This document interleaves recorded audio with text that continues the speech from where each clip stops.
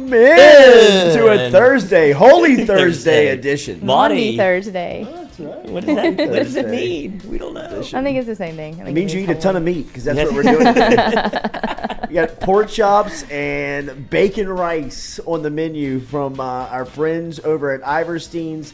Foodie Friday. The cooking couple will be here at around 9 a.m. this morning. We'll be eating it up. Compliments of our friends over at Iverstein's. We've got a jam-packed show for you here as we're closing out the week. Last day of content coming at you from FM Digital Media. Good morning. I hope everybody is well out there. Make sure you hit that like button, share button, comment button if you're starting off your Thursday here with us. If you're listening to it back on a podcast, you can still hit that like and share if you don't mind. We appreciate your interaction always here. And make sure everybody has a happy, safe, and Merry Easter. Merry Easter. For you out there. Enjoy the weekend. Hopefully it's as beautiful as this morning was. My fourth straight day, I've hit the early morning bike ride. I was wondering. Yeah. We're battling for the shower now. I've seen. Yes. The tiny little shower. Yeah, we should just do it love. together. Yeah. Do y'all really? Well, yeah, a little cheek to cheek. Cheek to cheek. Yeah, it's pretty tight It's in like a there. prom Yeah, no, picture. I mean, the little curtain It I is- bought it is like is- the smallest it shower is curtain tight, I've ever It's a tight seen. squeeze, bro. Yeah, it's all right. Nuts to butts, for Yeah, sure. yeah. You know It's a what I mean? compliment. I try to stay tight. Are y'all both? No. This is a joke. This is a joke. We are doing a little team building over here at FM Digital Media. That's Put your resumes in now. right. Like, come on, sounds like we're But I in do there. love the shower. It's nice. Without Lloyd. Oh. But water pressure's great. Is it? Hot water, I see, would probably be a problem for whoever's next. You think so? I think so. The hot water's. I know I gobble it pressure. up. Oh yeah. Yeah. Yes. Well, you have to. Well, for How Lena are been y'all taking drying cold off like paper showers. towels? We have the Yeah. one. I'm one packing an towel. overnight Y'all are bag. sharing the one towel back there? No, I pack it out. Oh, you do? Yeah. Okay, good. Yeah, absolutely. That freaks me out. And a washcloth. Okay. No washcloth. I brought my own bar of soap this Oh, morning. you did? I put body wash in there. Yeah, I saw that. It's running a little low. Okay. All right, so welcome in Tom Grannon, can you take a to hit? the Jordy We Culotta need show. soap. towel? Easy, we've been hitting up Tom a lot lately. Sorry, Poor Tom. Tom. Make sure and stop in at Go-Mart, our favorite place, our favorite convenience store on Highway 61 in Natchez. We're brought to you daily by Go Chevrolet.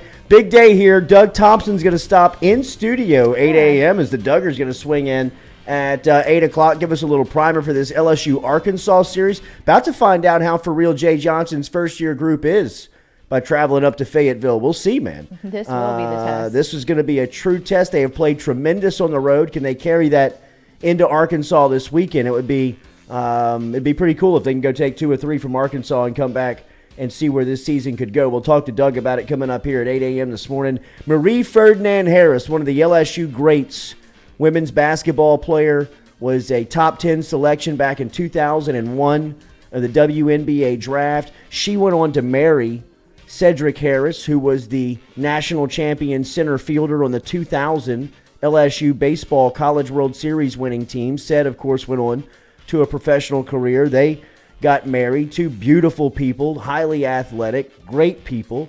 Had a couple of kids, and obviously athletic standouts. And Cedric Harris Jr. was on his way to becoming one of the top recruits in the country. In fact, by the age of 10 years old, he had both a LSU football and baseball offer. Both Ed Ogeron and Paul Maneri had offered him on a weekend camp where they saw him work out.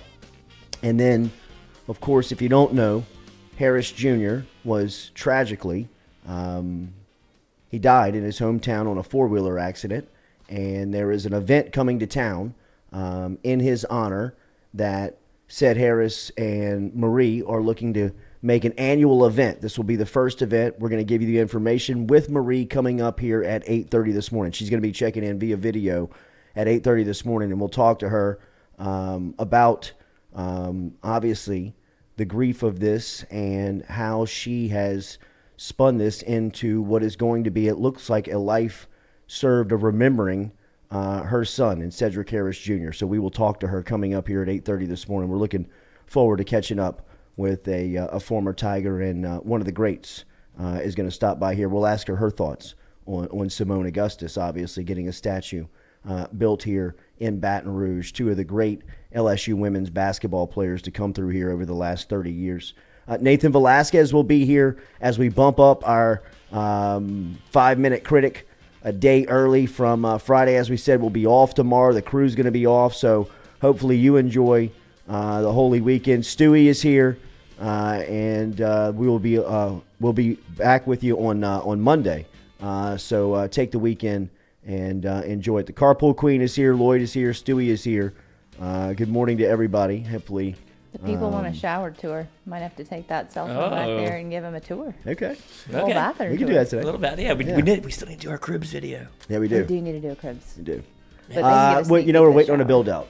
Let's wait on that build out. Yeah, Before the okay. cribs video. Oh, goodness. For sure. We could do 2. We can do a little before after. A little before and after. Yeah. I mean, this place is built out. Look, I mean, come on. It Come looks on, good. It looks good. Last night, what looked good was the Smoothie King Center. Oh my gosh! I mean, wish that I would've been place there. was Damn it. rocking last was. night. If nothing else, the city of New Orleans has proven time and time again, man, that they will support a winner, and they will support it with just incredible passion. That looked like a great time last night. You could see the city was celebrating the Pelicans as they get the win last night, 113-103 in a play-in playoff format last night over the San Antonio Spurs. And what a fun game to even watch, right? I couldn't imagine how cool it was to be there. I was catching up with a couple of people who were on social media and were putting it up on their stories and on their timelines of kind of being in the building last night. And you could just feel the energy, whether it be through the social media post or really through the television last night. I mean, I thought that one of the big winners last night was the New Orleans fans, man. I mean, what a treat to Yeah. be offered that up here in April of the NBA season going into the postseason. It's great to see New Orleans relevant in the NBA and relevant in basketball and see what the city will do if they were consistently playing at that level. And it looks as if they have got a young core that if they can keep together and keep developing, that the Pelicans have a very extremely bright future ahead of them. We were talking a little bit as a crew beforehand how, disappointing and, curious it leaves you wondering what it would be like to see Zion in this lineup, in this fold, with this group, and going through these experiences that young teams have to go through. I mean, what do you really expect from the Pelicans, even though they are a nightmare of a matchup? First and foremost, because they defend. They have like this old school Detroit Piston feel to them. Like they will lock you up. That series right before half, or that sequence right before half, where the ball is inbounded and Herb Jones blocks it. I mean, you can see just the body language of the San Antonio Spurs. They're just like, we can't get a shot off. I mean, this is as frustrating as you would see an NBA team. I mean, Murray, their superstar, got into early foul trouble, but the Pelicans' defensive effort against him never allowed him to get into his game, right? I mean, like, the first thing that I would say in watching the Pelicans play, and we'll get to the offense, McCollum, Ingram, and crew balled last night, and they really kind of divvied up their work, which was very beneficial to where, the Pelicans, and I think Lloyd pointed it out this morning when we were speaking, that has to happen. Like, if they're going to be successful, that they have to have those types of performances. But when you defend like that, and you can take away teams' best players, or at least annoy other teams' best players like the Pelicans have done routinely on this playoff push, and then last night in the play-in game versus Murray and the Spurs, I mean, it just, from a matchup standpoint, it's a nightmare. I mean, because what if your team's off? What do you think about your team playing on the road and teams defending like that in that environment?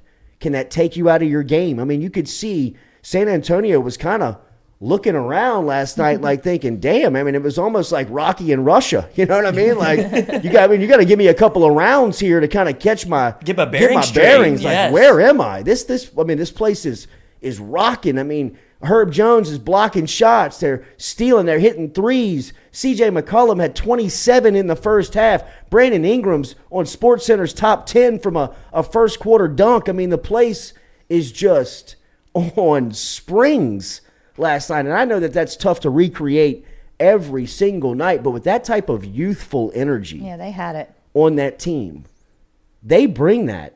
I mean, that is kind of the vibe of they're very easy to like. Mm-hmm. They're very easy to pull for. Yeah. They're very easy to watch. The chemistry between everybody. I caught myself watching the bench a lot of the times after those big plays. You could tell they're on pins and needles watching the game. Like they are all bought in. I know. And I love it. I love it too. That's what makes me like. If I wasn't even, I'm not considering myself really a Pelicans fan, or even sorry, go ahead. Oh no, like I'm a basketball fan. Like I love to watch the playoffs. I love to watch things like last night when you get into an environment that are like if you had never watched the Pelicans game, you'd be like, has it been like this all year? And you'd no, it hasn't. It hasn't. But because I feel like New Orleans still has a sense of like a football town. Mm-hmm. When shit gets important, that's when everybody starts buying in and they're bought in. And they knew that last night was important. And that's basically Louisiana in a nutshell. If you give a product that you think can win, or at least an environment that seems like it's going to be fun, they're going to go and they're going to show out. That's the only thing we know how to do. That's true. And what a pickup for Griffin and the Pels. And look, David Griffin has been, I think, a very easy target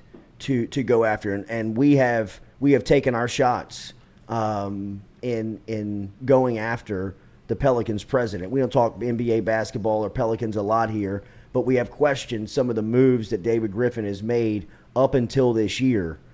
And you've got to give credit where credit is due. And the moves that he made, whether it was the draft picks of Murphy and Jones or bringing in a player like C.J. McCollum and taking on that contract and people talking about what that was going to do to the Pelicans and really, strap them financially, was a very short-sighted take in the moment, because what C.J. McCollum has meant to the organization has been a total reversal of not only like the trajectory of where they're going, but like the feel of the organization. He is a great face for an NBA team. He is a great superstar for an NBA city like New Orleans. He comes from the Portland area. He was with Portland, so he understands a small market NBA team, just how much it means to community. And you can see how much he has embraced the city, the team, the franchise, and really enjoys his position here. I mean, not only by the way that he plays, just by the way you can see the fans and everybody in their response to him. 27 points last night in the first half when Brandon Ingram is kind of trying to find his way, and then Ingram, really kind of gets it together and has an explosive second half, while McCollum is, kind of struggling to find his way. But collectively, together, your two superstars had really nice nights. They did. And with Jonas, that trio was a combined 81 points. Jonas is a monster. He's just a beast of a matchup. And he can pick and pop. Yeah. He's another one that adds a total different element to the defensive role of the Pelicans. The way that they defend, it feels like kind of like a college team. I was going to compare it to LSU a little bit. Like they have more offense on the other end of the court, but the way that they just pester you and go after the basketball and aren't afraid to foul, it's just like you said, it's a nightmare to show up every night. You know that they're going to bring defensive energy because that's where they hang their hat. Yeah. LSU did the exact same thing. You know you're going to get at least a dominant performance on one side of the basketball, and that's something that you can play with every single night. It was awesome to watch. It was. And they leave you wanting more. And they leave you wanting to watch them again. The way, the style, the like buy-in. you said, the chemistry, man. The way that they love each other. The way that they kind of feed off each other, and the energy that they have around one another is just, it's cool to see, man. Jose Alvarado. That chanting his name. Jose. And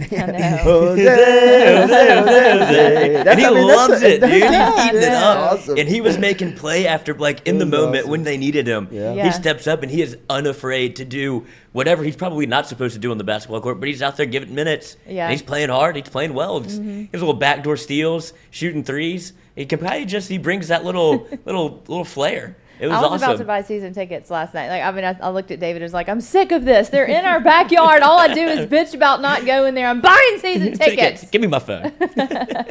If Herb Jones is not on the all-defensive team, I mean, I know that he probably will not be because he's a rookie and he's a second-round pick, and people are kind of probably just discovering him because he's been playing in this small market. But, I mean, turn the film on. This cat is as consistent on the defensive end as anybody that plays in that league. I mean, the charges that he takes is like, it's like the walk-on white basketball player at the college. Yeah. You know what I mean? That you're just like, it's so frustrating. Like, this guy beats you to the spot every time. He doesn't mind giving up his body. He takes, I mean, like, and he's not flopping.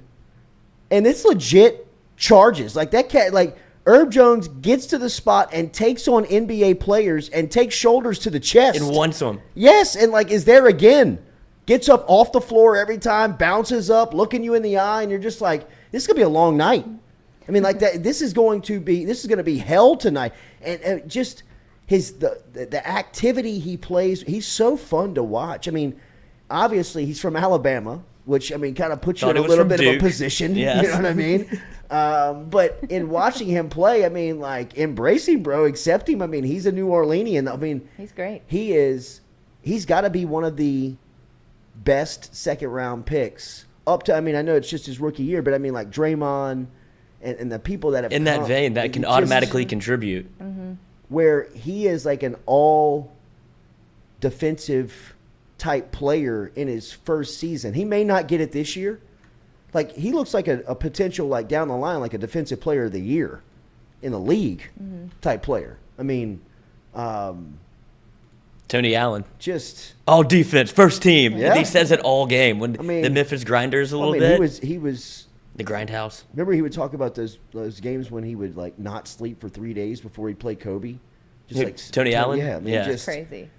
it was You got to be ready for everything. Herb Jones, man. I mean, it's an incredible pickup and plug and play type guy. I mean, in the NBA, his game fits the league and where the league is right now. Exceptional. I mean, it's almost the perfect fit of a perimeter player. And I you love talk. that he has the name of like a 90-year-old. He does. Yeah, and he looks a little older too. I'm not sure how old he is. But you talk about the environment last night, and the Pelicans have the best pregame show in all of basketball. Yeah, they do. Those Zion games are Williamson. fun. Oh yeah. I thought you were being for real. Those games are fun. No, Zion is for real. Yeah. He's that out there. suit. Yeah, That swag. dunking. I just. It's so it will be one of the great sports what ifs. And the part that's most disappointing about Zion not being there is that the experience that he would be attaining in his basketball development. I mean, if you watched the Chicago Bulls documentary, why can't I think of the damn name of the Last Dance. The Last Dance. I mean, Jordan telling those stories about getting over the hump of the Detroit Pistons and those days in which, I mean, you just have to go through those types of moments in your basketball development, in your basketball life. You have to have those types of moments. And for Zion, he's in that part of his career where, look out there. I mean, look at all the love and the energy and the vibes that his teammates and his group have for one another, and like that, what they're sharing. He needs to be going through that. Like, he needs to be making that part of his evolution in his basketball experience. So, I mean, some of the things that we're kind of losing sight of is that, I mean, his clock is being pushed back. Not much, and he can still catch on with his team and get right and whatever he is. But, I mean, to think about him in the rotation and on the floor for this squad is it's mind numbing. It hurts your head to think about. I mean, and then to see him put that video out before the game of him, you know, exploding off the floor and looking like Zion just leaves you like, what is going on? He looks so good. Why is this so hard? Like, why is this so difficult? And it can't be that they don't want to disrupt all of the chemistry that we're just talking about, because he is with the team. He is a part of the locker room. He's there, and I'd imagine the last reports we had, he was running 5-on-5 against some of the guys. So he's involved. But they can't be just Willie Green not wanting to put him in the lineup because they feel like they found something. Right. Any of the NBA teams that are still remaining could use Zion Williamson. It's not like, he's somebody that could disrupt your chemistry to that point. He's such a good player that he'd be able to find a role. Shit, you saw it in his first game he ever played when he floated out there and hit 4 threes in a row. He's able to pick and choose the spots and be able to play basketball. So I don't think that's the reason. It is like mind-numbing is a good word for it, but it's almost how. Yeah. I trust what's going on there. I trust that they're making the right decisions. They don't even know what they're saying. They're saying he won't be ready for the next series. We don't really know what's going on there. It seems like they don't either. They say he won't be ready for the next series. He doesn't seem like he's going to play, but they're not ruling him out for the series after that. Know. But then they said, he'll be ready for the start of camp. Right. So what difference does that make? Is he ready or not? And it seems like he is. With all the tape that he's put out, Zion wants to play. It seems like it. Remember, Daily, we're brought to you by Steel Henry and Hargrove Roofing. Get in touch with Steel Henry today if you have any questions about your roof off the place. 318-229-7266 is the phone number to get in touch with Steel Henry. Get in touch with him today. Any questions about your roof? If you need your roof, you need somebody to jump up on the roof and take a look at it and see if you need a new one, if there's roof damage up there. Get in touch with Steel. That inspection would be free if you gave him a call today. 318-229-7266. All along the I-10 corridor, whether it's Lafayette, Baton Rouge, New Orleans, Lake Charles, anywhere in this listening area. If you're listening to this show and you need a new roof or you think you need a new roof, get in touch with our guy, Steel Henry. 318-229-7266. 318-229-7266. Big day for LSU football yesterday in recruiting, as they were able to pick up a 4-star defensive back in Michael Daugherty. One of the players, Daugherty, chose LSU over Georgia, Texas, and Miami, a 4-star safety. He's the third commitment now for the class of 2023. He joins wide receiver, 4-star wide receiver from Vivian, Louisiana. Where is that? Never heard of that in my life. Where is that? Is that real? Is it a parish? Omari and Miller. 64 of them. I've got Vivian, Louisiana in the document. Never heard of it. Me either. And then Mac Markway, who is the 4-star tight end from St. Louis, who is set to join us here in about 2 minutes. Markway is a big pass catcher, a line of tight ends, comes from a lineage of tight ends. Both his dad and his uncle played in the NFL and were tight ends. We'll ask him about why he chose LSU over groups like Iowa, Florida, Notre Dame. At one time was committed to Florida and decommitted from Florida. This was after Dan Mullen was fired from the Gators and then opened up his... where is Dan Mullen? I don't know where Dan is. He's on an NFL Is he on an NFL team? Quarterback coach somewhere? He's one of those, or Stewie, he's check us on Mullen. Where is Mullen? Or he's an analyst. He's one of those two things for a college team. For a college team. My ex-boyfriend. Saban? No way. They could not get along. Second search on Google says Dan Mullen, Alabama. So let's see. Oh. Really? No.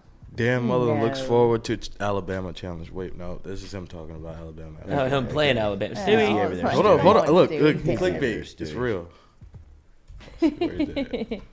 All right, so we're going to talk to Markway here in a couple of minutes. Big news for LSU basketball that we need to get to. Justice Williams announced yesterday. This is big news for Matt McMahon. Looking forward to catching up with the new LSU head basketball coach next week as he'll be through here in the new studio. Moves. Yeah, he is. He's doing good things, man. This is look. I don't know how good LSU basketball is going to be next year, and I have an expectation that they're not going to be that good. But the news over the last 24 hours leads me to believe that they're going to be better than I thought they were going to be. Yeah, for sure. For sure. And we also got the news that Alex Fudge is going to Florida. As we were saying yesterday morning, we thought that was going to be the landing spot for the Jacksonville native as he goes home. Fudge returning to play for Todd Golden's program over in Gainesville. So we will talk to Mac Markway next here on the Jordy Culotta Show, driven and powered by our friends over at Go Chevrolet. Remember, check them out online Mac right now at GEAUXchevrolet.com. You got that massive picture of him flexing? I mean, I got a little teaser for you right here. Flex. There he is. Yeah. Yes. All right, we're back with the 4-star tight end LSU commitment after this on the Jordy Culotta Show, driven and powered by Go Chevrolet.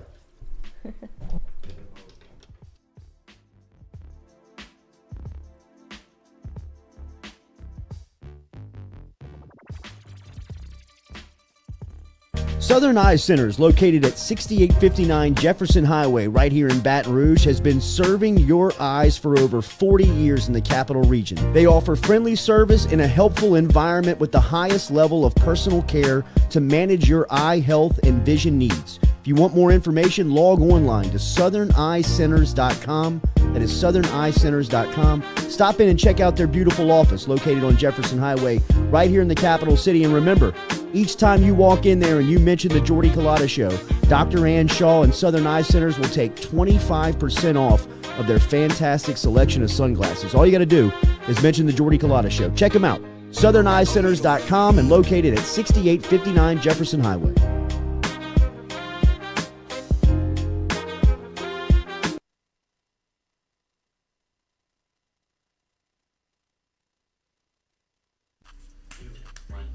Hey y'all, it's Mikey from Mic'd Up. Catch us live every Monday and Wednesday, 11 to 1. Talk gambling, talk sports, have a ton of guests in here, get a little perspective from the athlete side of it. We got Lloyd in the house, Jay Mitch is in here a lot of the time. It's a fun show, great show. Please like, subscribe, share with your friends. If you don't like it, it's fine. Make fun of us, it's okay. Just get us out there, share us out there. We're having fun, we want to share our fun with you. Like I said, Mic'd Up, brought to you by Sterling Automotive. Every Monday through Wednesday, 11 to 1. Catch us live on YouTube, baby. See y'all.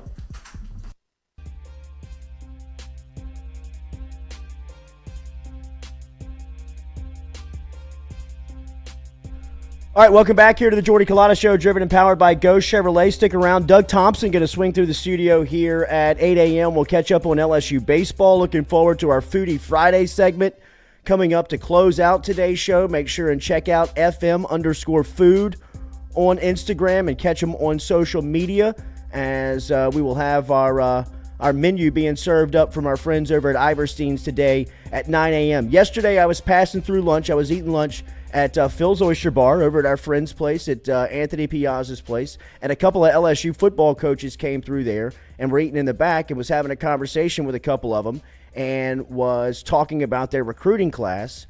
And I said, Coach, we're having the 4-star tight end. I can't tell you the coach's name. We're having the 4-star tight end on tomorrow morning. Mac Markway from St. Louis, who's been a commitment to LSU for a while now, for a couple of weeks. And the coach cut me off without, I was going to say, what should I ask him? And he was like, he said the Markway kid would start for LSU this season, game 1. If he was on the roster right now, not just because LSU is in need of a tight end, because of his skill set. As the coach described to me, Markway is a 3-down tight end. He never has to come off the field. So you'll never tip personnel when he's on the field. He can be in there on rundowns. He can be there on pass downs. You can split him out into the slot. You can split him out and put him out on a wide out in a goal line situation and throw jump balls to him. I mean, they could not stop talking about the potential of what Mac Markway could mean to the LSU offense, and he's joining us now from St. Louis on spring break. Big fella, how you feeling, man? Good morning. Nice to talk to you. I'm doing great. How you doing? Doing good, man. Take me through the recruiting process for you. I know it's kind of been a while when you've been committed to an SEC school. You've taken visits all over the country. Your old man is a legend at Iowa, which is known for pumping out NFL tight ends, and you end up at LSU. How'd you get to Baton Rouge? I mean, they recruit me super hard in the first time around before I committed to Florida with Coach Ogeron. And right when I got there, that was probably the best feeling I got at a school, just the gut feeling. And then really just the only problem there was they had a tight ends coach, but he was a GA. So, I mean, he wasn't super stable there. But then when I went to Notre Dame with Coach Kelly, he was probably my favorite coach I've had. Wow. Or I've seen. And so once they came together, it was going to happen no matter what. Well, you are Brian Kelly's prototypical type. You are his muse. A big, white, burly tight end is what he loves. What was your trip down to Baton Rouge? It was fun. I got a lot of family down there as well, so nice. we were able to hang out with them. We had a crawfish boil, all that. So I mean, it was fun. It was a good trip. So obviously, we ran into a couple of the fellas yesterday over at lunch, and they were talking about how they can't wait to get you on campus. But in your recruitment, how did the offensive staff, how did Coach Kelly describe how they're going to use you once you get here? Coach Denbrock and Coach Kelly, they were really just preaching that they're going to use me on everything. They're going to use me in the backfield and the H. They're going to use me in tight end. They're going to flex me out. Because honestly, I have my skill set. I believe I can do everything that you want me to do on the field. So I pride myself on that for sure. How are you from a health standpoint? I know that you're a little banged up, and last season was tough for you, I'd imagine. Yeah. Where are you from a health standpoint, and what was that season like? What'd you learn about, about yourself? I'm doing great right now. Just get that out the way. I'm doing really good. Everything's feeling great. Last season was really just building my mental toughness with everything, just going through all that, and then every day having the same therapy, all that, and then really just watching football and not playing it. Like, that's difficult, just kind of being on the sideline and all that. So, really, I mean, it really just helped me in a way. The young talent at LSU, Walker Howard, 5-star tight end, true freshman. The other guys that have come in this class here early on, Quincy Wiggins, Will Campbell, some of these guys, when you think of what you guys can do here as a young nucleus of what Kelly is putting together, what is the potential you see from LSU over the next couple of seasons? Oh, I definitely see the potential to compete for a national championship. That's without question in the next 2-3 seasons. I mean, with all the firepower we'll have, I mean, it's going to be hard to stop. Do you play other sports? I used to play basketball, yeah. Yeah. Have you seen that help you in recruiting or help you on the football field, maybe translate to your footwork? Oh, yeah. It definitely helped on the football field, just kind of staying active, honestly, just staying active and just having fun out there, help especially with footwork and just landings, jumps, I mean, all that. Would you like to play in college? LSU is currently looking for some help on the roster. Lord, could start next year, both on the power forward and tight end. Coach, so Robert Steeples is a very young and energetic coach on the staff. You played for him at DeSmet Jesuit up in St. Louis. What was that experience like? I did. He's probably the best coach to ever coach me. I love that dude. I mean, he was super hard on me in the beginning just because I came in with an offer. So, I mean, he was obviously keeping me humble and all that. And, I mean, after he noticed that I'm not going to brag about anything, really. That's just not who I am. It's not how I was raised. Yeah. He got close to me. We got close. I mean, we started having fun, won a state championship while doing it. Nice. Anybody you try to model your game after? Anybody you look up to?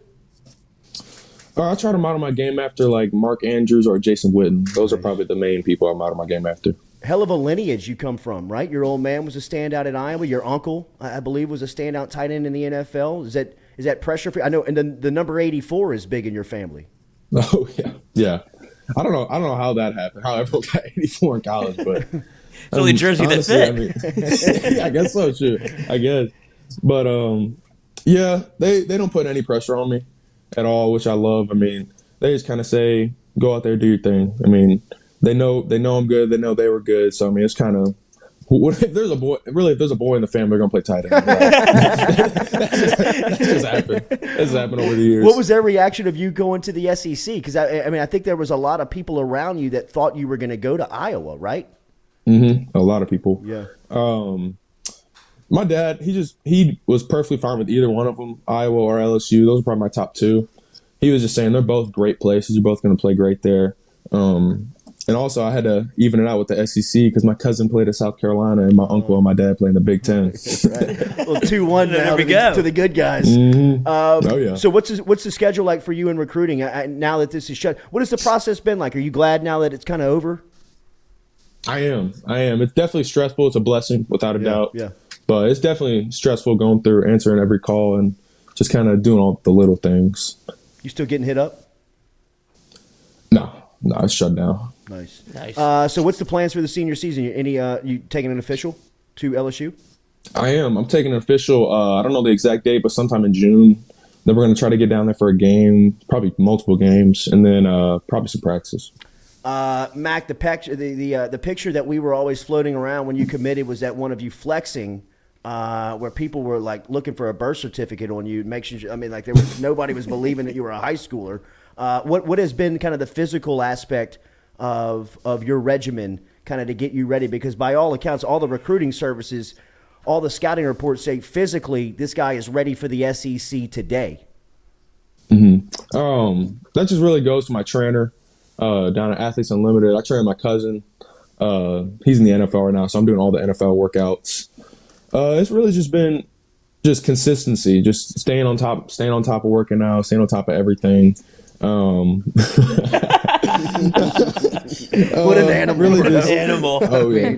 Fucking O'Doyle rules. It's like that. How's that locker taste, punk? Yeah, right.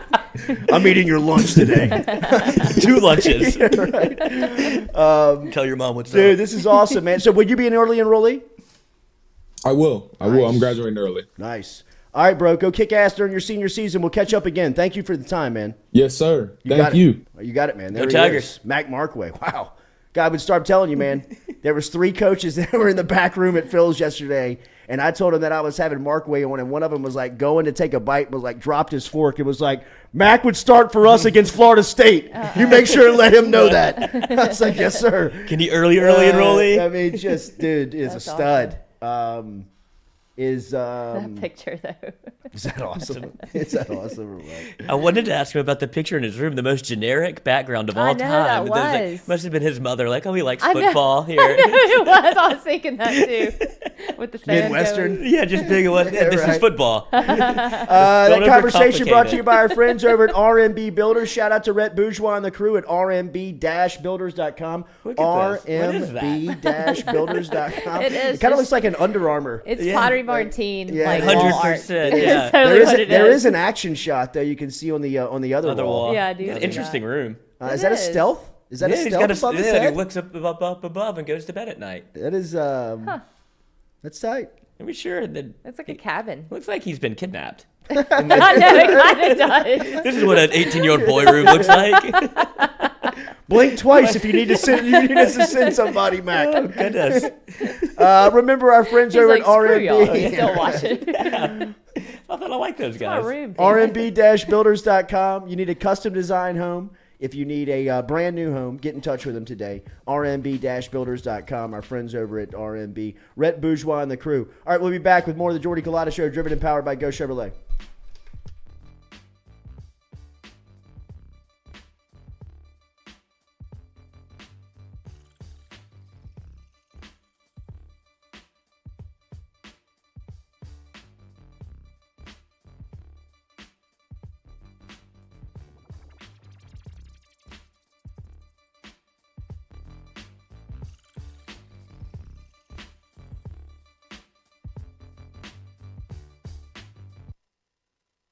City Cafe online at citycafebr.net, where good friends meet. Great food and even better service. Located in the shopping center behind Rite Aid on the corner of George O'Neill and O'Neill Lane.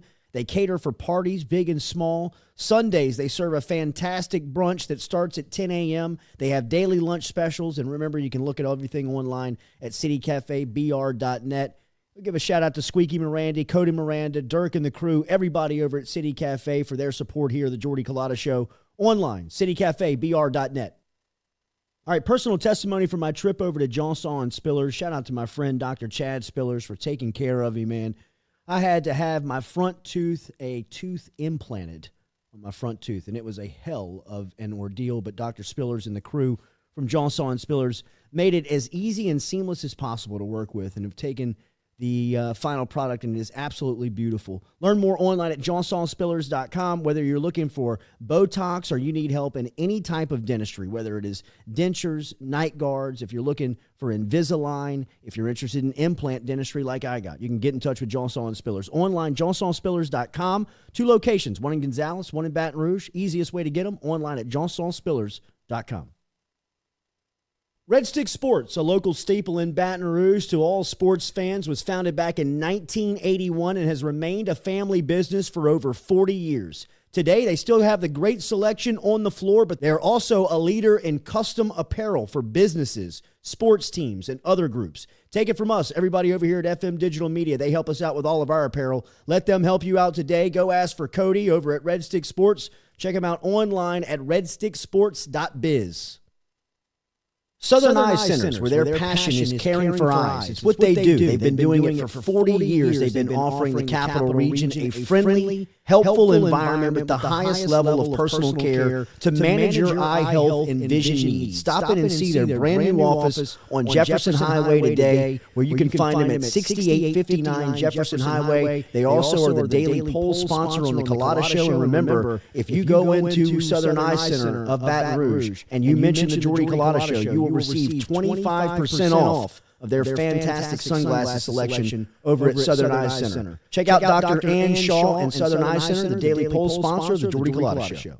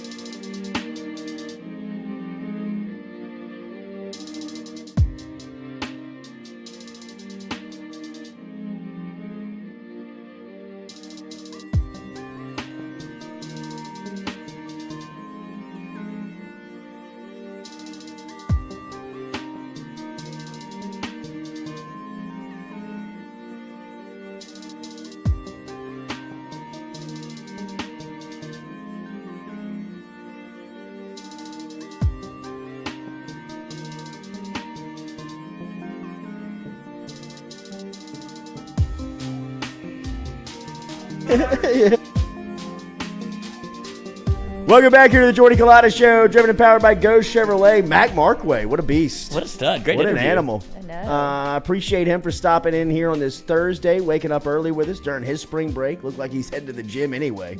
He always looks like he's headed to the gym. Right? It looks like we might lose him to the Army. He or loved the Air Force. O'Doyle compliment. Oh, absolutely. He loved it. You can hear Nerd. Yeah, right. I'll kick your ass. What'd you say? Yeah, whoa. It's Lloyd. It's Lloyd.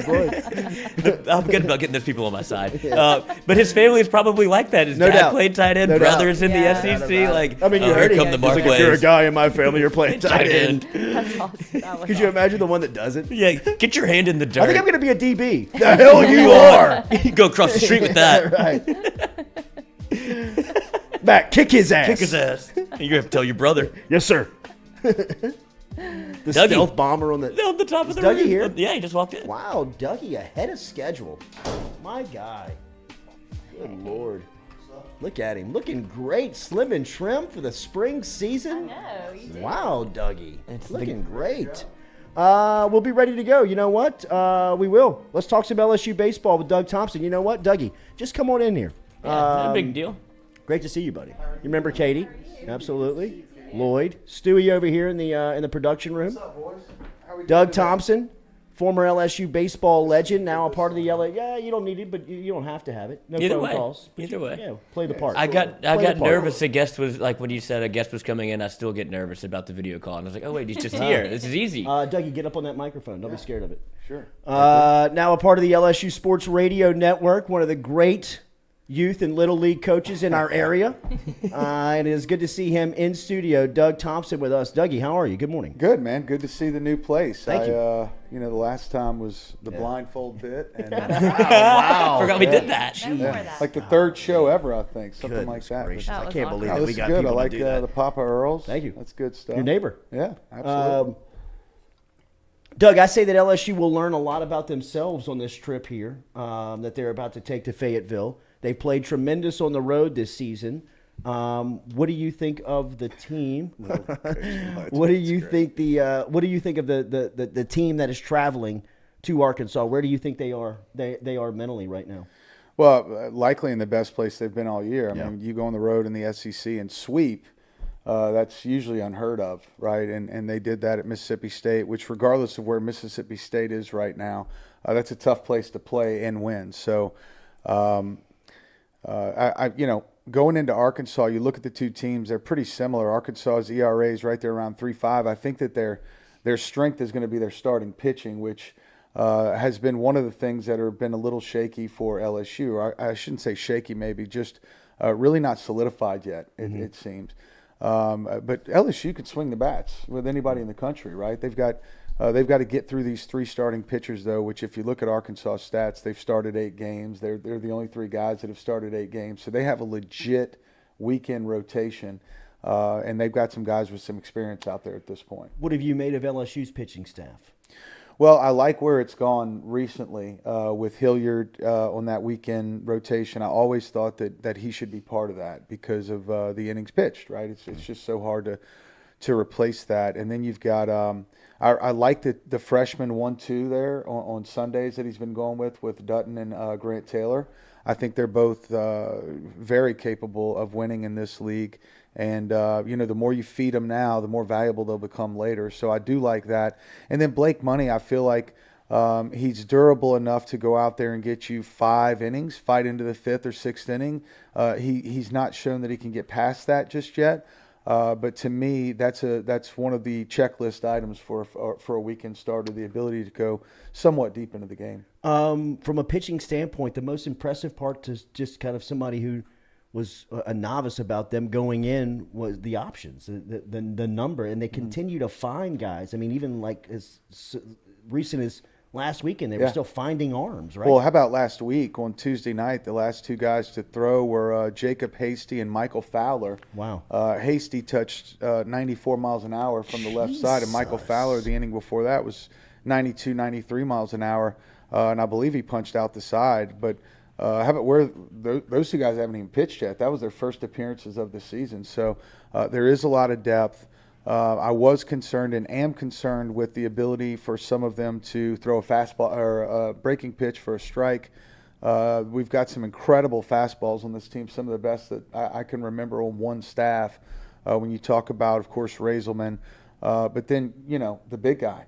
Yeah. Gervais is electric from 6'10". And that's difficult. So, I think they've got a lot of depth. I think that they're right there in the hunt. If you look at that SEC, if you look at the standings, it's been bizarre all year. I mean, at one point, going into last weekend, there were 6 teams at 4-5 and 4 teams at 3-6 in the league. There were only 4 teams with winning records, and one of those teams were 5-4, and that was Auburn, who wasn't supposed to be very good this year. So it's a dogfight of a season, as it always is. But now, at least, the Tigers are one of those 4 or 5 teams with winning records in conference play. LSU pitching staff right now, top 3 in the SEC in ERA, in opponent batting average, and number 3 in the fewest earned runs allowed at 109. So the pitching staff continuing to improve. You mentioned the offense, and that was the highlight of this, as we see Josh Pearson just named SEC Freshman of the Week, another option that Jay Johnson has in that offensive lineup. How good is this? You played with one of the greatest offenses in college baseball history. Yeah. How good is this one? Look, not comparatively. You just 1 through 5 is as nasty as you want to be. You know, Trey Morgan and Dylan Cruz in that mix, of course. Both hit over 350, not only in the SEC last year, but over the course of the regular season. I mean, 2 of the best freshman seasons ever, like in the top 5 ever in the history of the program, was Trey Morgan and Dylan Cruz last year. So they're returning. You bring this Berry guy over from Arizona, he can swing it. And then, of course, all the other guys that you can mix into that gap. Cade Doty's having maybe the best year of all of them. And Braden Joubert right there. And now Josh Pearson. They can swing it. There's no question about it. Do they have a guy or two that will probably be somewhat inconsistent? Yes, but are there enough guys in there to get to Omaha? Is that a championship type of offensive club? I think absolutely. I don't even think that's debatable. What have you made of Jay Johnson adapting to this job, the LSU job? I don't think that you can really sell the job, right? I mean, it's almost you have to be in the seat to experience it. I mean, it's because how big of a monster it is. I don't envy him. Right. Yeah, me either. He came into a program where none of the players were the kids he recruited. He had no relationship with any of them. He doesn't know really who people are around the program yet. He doesn't know what these kids are doing today. What's the difference between a 30-year-old tradition and something that they're doing this year? So he's very cautious. He's trying to be as respectful as possible. He's got people coming to him from everywhere. Not only myself, talking to him after games, but he's got texts coming in from former players, and he's talking to Coach Burtman a lot. I know that Coach Maneri has talked with him a lot. So it's probably right now he feels like he's learning by fire hose a little bit. But I think he's a laid-back, low-key kind of guy. He's very intense and very, very focused on the task at hand, and that's winning baseball games. So, every game means something to this guy. I heard him once say that he treats since there's no NCAA tournament like basketball, he kind of considers the regular season kind of like his tournament play to be able to earn that spot in the postseason. So he's trying to win them all. I think he's doing a great job. Of course, at the beginning of the year with all the defensive woes, which I still think was a bit of an anomaly. Yeah. I think that he and I talked about it once, and he said, my guys in a lot of cases are trying to do too much, right? Trying to field that perfect bunt from the catcher's position, spin on the right leg and throw it down the line without even being able to look at your target. Look, I love that type of defense. I love those type of aggressive plays, but I'm not calling it an excuse, but when he and I talked about that, I paid attention. My awareness was heightened for the next 5 or 6 games. And sure enough, out of the next 10 errors made, 6 or 7 of them were balls they probably should have eaten and put in their pockets. So, I don't know if it's going to be a problem long term, but I do see some signs. The third-ranked offense in the SEC, fifth or sixth ranked. The third-ranked pitching staff in the SEC, fifth or sixth-ranked offense in the SEC. We'll see if those things offset poor defense. Right now, he's 7-5, and they're one of 4 or 5 teams in the league with a winning record in conference play. So he's righted the ship. Let's see. This weekend's big. Yeah. Can he go to Arkansas and get a win? I think that would be a good weekend. But then you come home 500. If he goes up to Arkansas and gets 2 out of 3, I feel really good about where they are. Defensively, Doug, it was crazy, right? Yeah. I mean, to see the intensity of the errors. Mm-hmm. I mean, the numbers that they were coming in. But I'm going to give you one play that you'll remember. I think we talked about this the last time I came. The ball to win the game where Trey Morgan was wild pitch and went off the wall and he slid and threw it. Yeah. Right? Like, in that situation, that's a tough throw to make for me. Right? Especially sliding away from it, falling away from it. If he throws that ball down the line in left field, it's tie game, or at least the tying run on third base, with I think it was no outs or 1 out, but it paid off in that spot, right? So, again, I think those defensive woes were a little bit of perhaps nerves. Everyone is new. Everyone's trying to figure out Coach Johnson. The one thing I do respect that I saw him do is, for the most part, he stuck with his kids. Yeah. And, that can be troublesome in college, right? You go out there, you get your opportunity, and then the last thing you want to do is fail. And you're kind of looking over your shoulder. I remember that when I first got to LSU, thank God for a guy named Brian Daugherty, who is one of our veteran pitchers. And I was nervous and, ball 4 to a batter, and I couldn't help myself but to peek in the dugout to see what, of course, Skip Ertman was doing. Was he mad at me? Was he, and smoking a cigarette? Yeah, about the third time that I looked over there, Brian Daugherty was standing like in between me and him, and he pointed at me and told me to get my eyes out of the dugout. Wow. When I came in there, he let me know. He let me know that you can't be as good as you can be if you're worried about what he thinks about you. And you've got to go through that as a player. Absolutely. So all of these guys are going through those emotions right now. No one knows really how Coach Johnson thinks, right? So the one thing that we have seen, though, is that he is going to take his time. He's going to use opportunities to try to sway momentum with breaks, whether that's calling his hitters to the dugout to break up a pitcher who might be hot, or the other way around. When they're starting to swing the bat pretty well, they're not scared to go out there and take a mound visit, which, I know it extends the game, but it's not necessarily counterproductive, right? And then we know that he's going to stick with his guys, and he's going to find a group of guys that he thinks can get him to Omaha, and he's going to stick with them thick and thin. And, now Jordan Thompson's back at shortstop again. So that was a brief change there, but now we're right back to kind of where we started. And it seems, at least for now, that things are good enough to win. Have you adjusted to the longer games? It feels like I've heard some on the call of your thoughts. You know what? I'm not going to lie. Got a tea time at 6:50. What are we doing? Yeah, it gets tough. I mean, to stay locked in for 4 or 5 hours, it gets tough. And if you're losing the game, it's even tougher.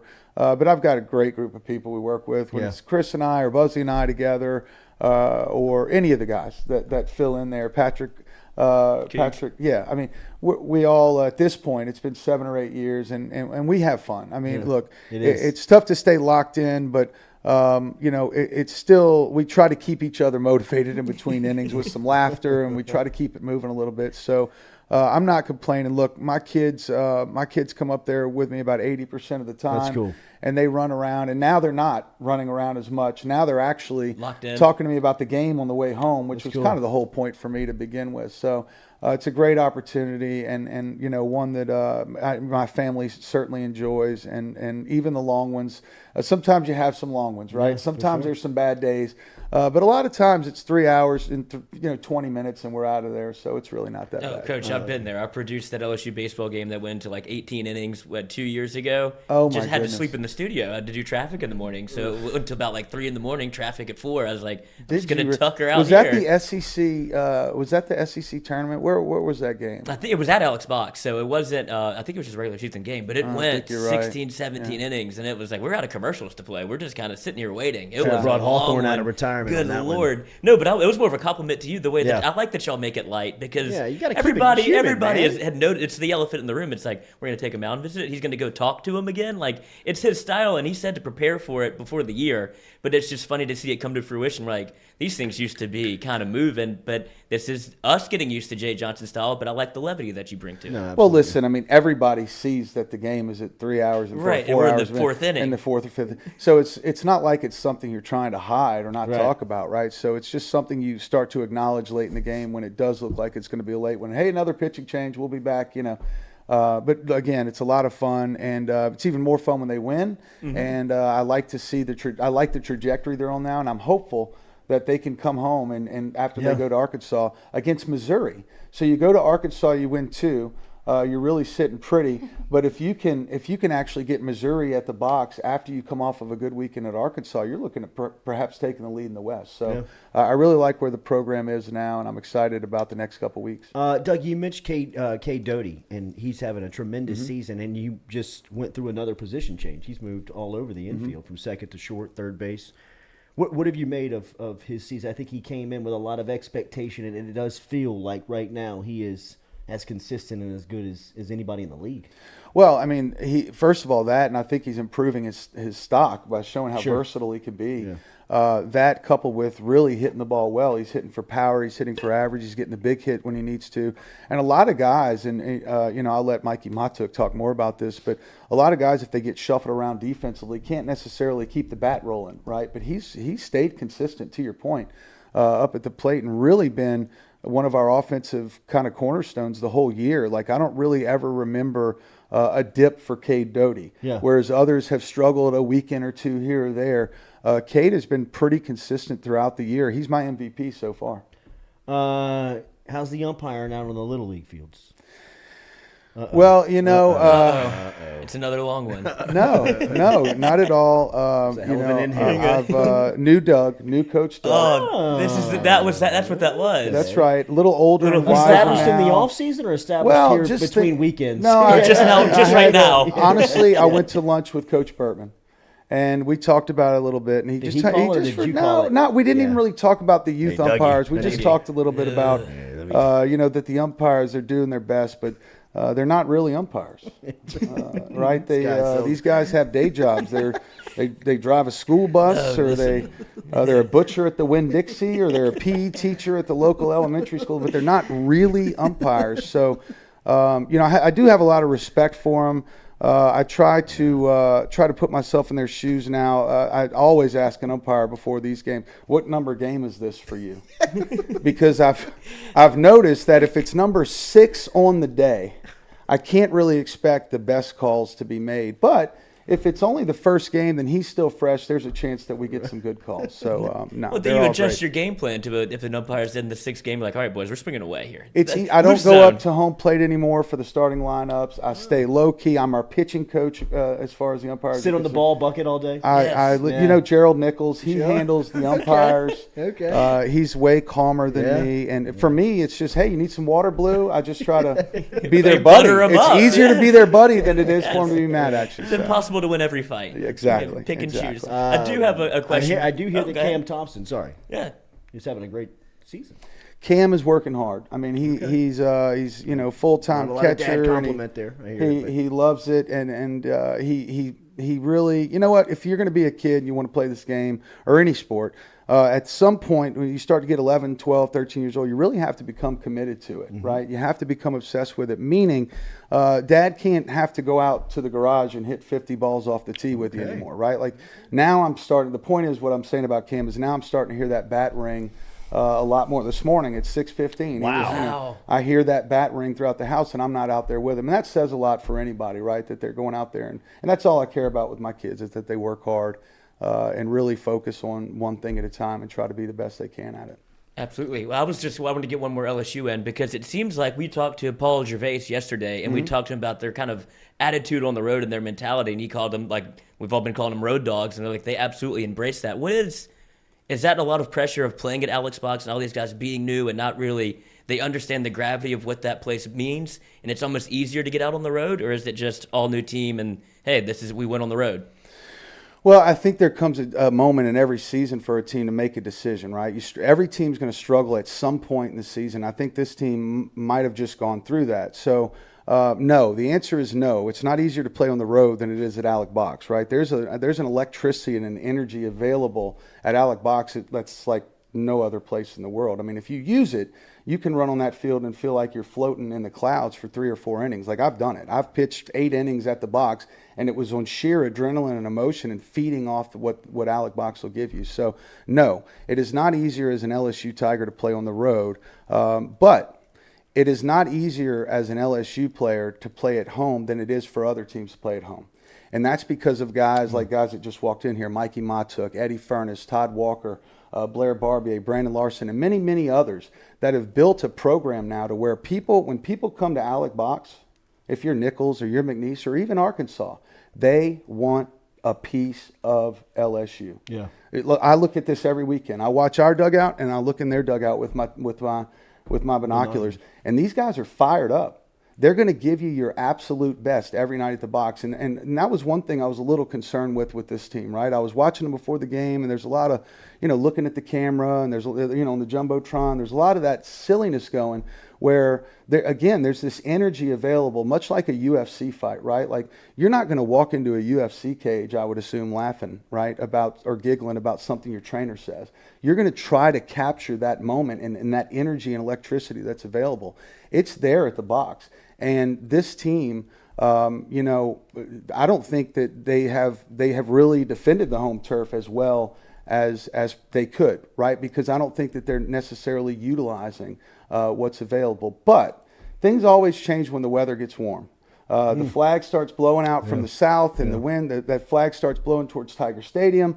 So far, it's been in our face, rain, cold, wind, the whole year. But when the weather starts heating up, and you've got 7,000 or 8,000 legit people in those seats in the first and second inning, and then it's full by the third inning, and they're calling Baton Rouge by going to a pitching change in the fourth inning. We've all seen this, right? There's still a lot of electricity left in Alec Box. There always is. No matter how bad it is at some point in the season, how many times have we lived this? Where coming down the home stretch, here come the Tigers. Look at last year. Yeah. We started, 1-8 in the SEC, and here we come. we're in a super regional against Tennessee. It was a pulmonary special every year. Well, but that's part of LSU's magic too, right? The people around here, when the summer break starts to come, LSU baseball is part of the culture in Baton Rouge for the summer. So don't count them out. You can never count them out. There's a lot of tools.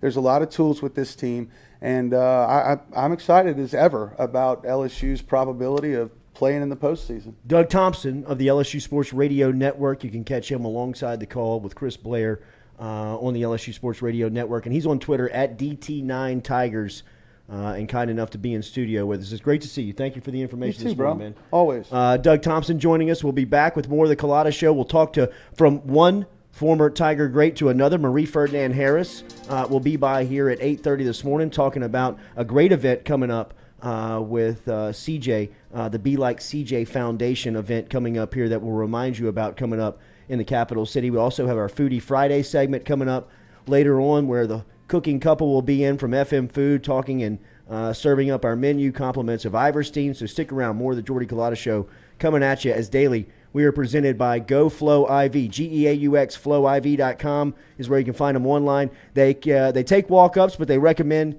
you just get online and get an appointment at GoFlowiV.com. Memberships available, 3-month, 6-month, annual memberships. Baton Rouge's IV hydration treatments with vitamin infusion. Check them out online. Mention the Jordy Culotta Show. You get 15% off. GoFlowiV.com, GEAUX FlowIV.com. More of the Jordy Culotta Show rolling on.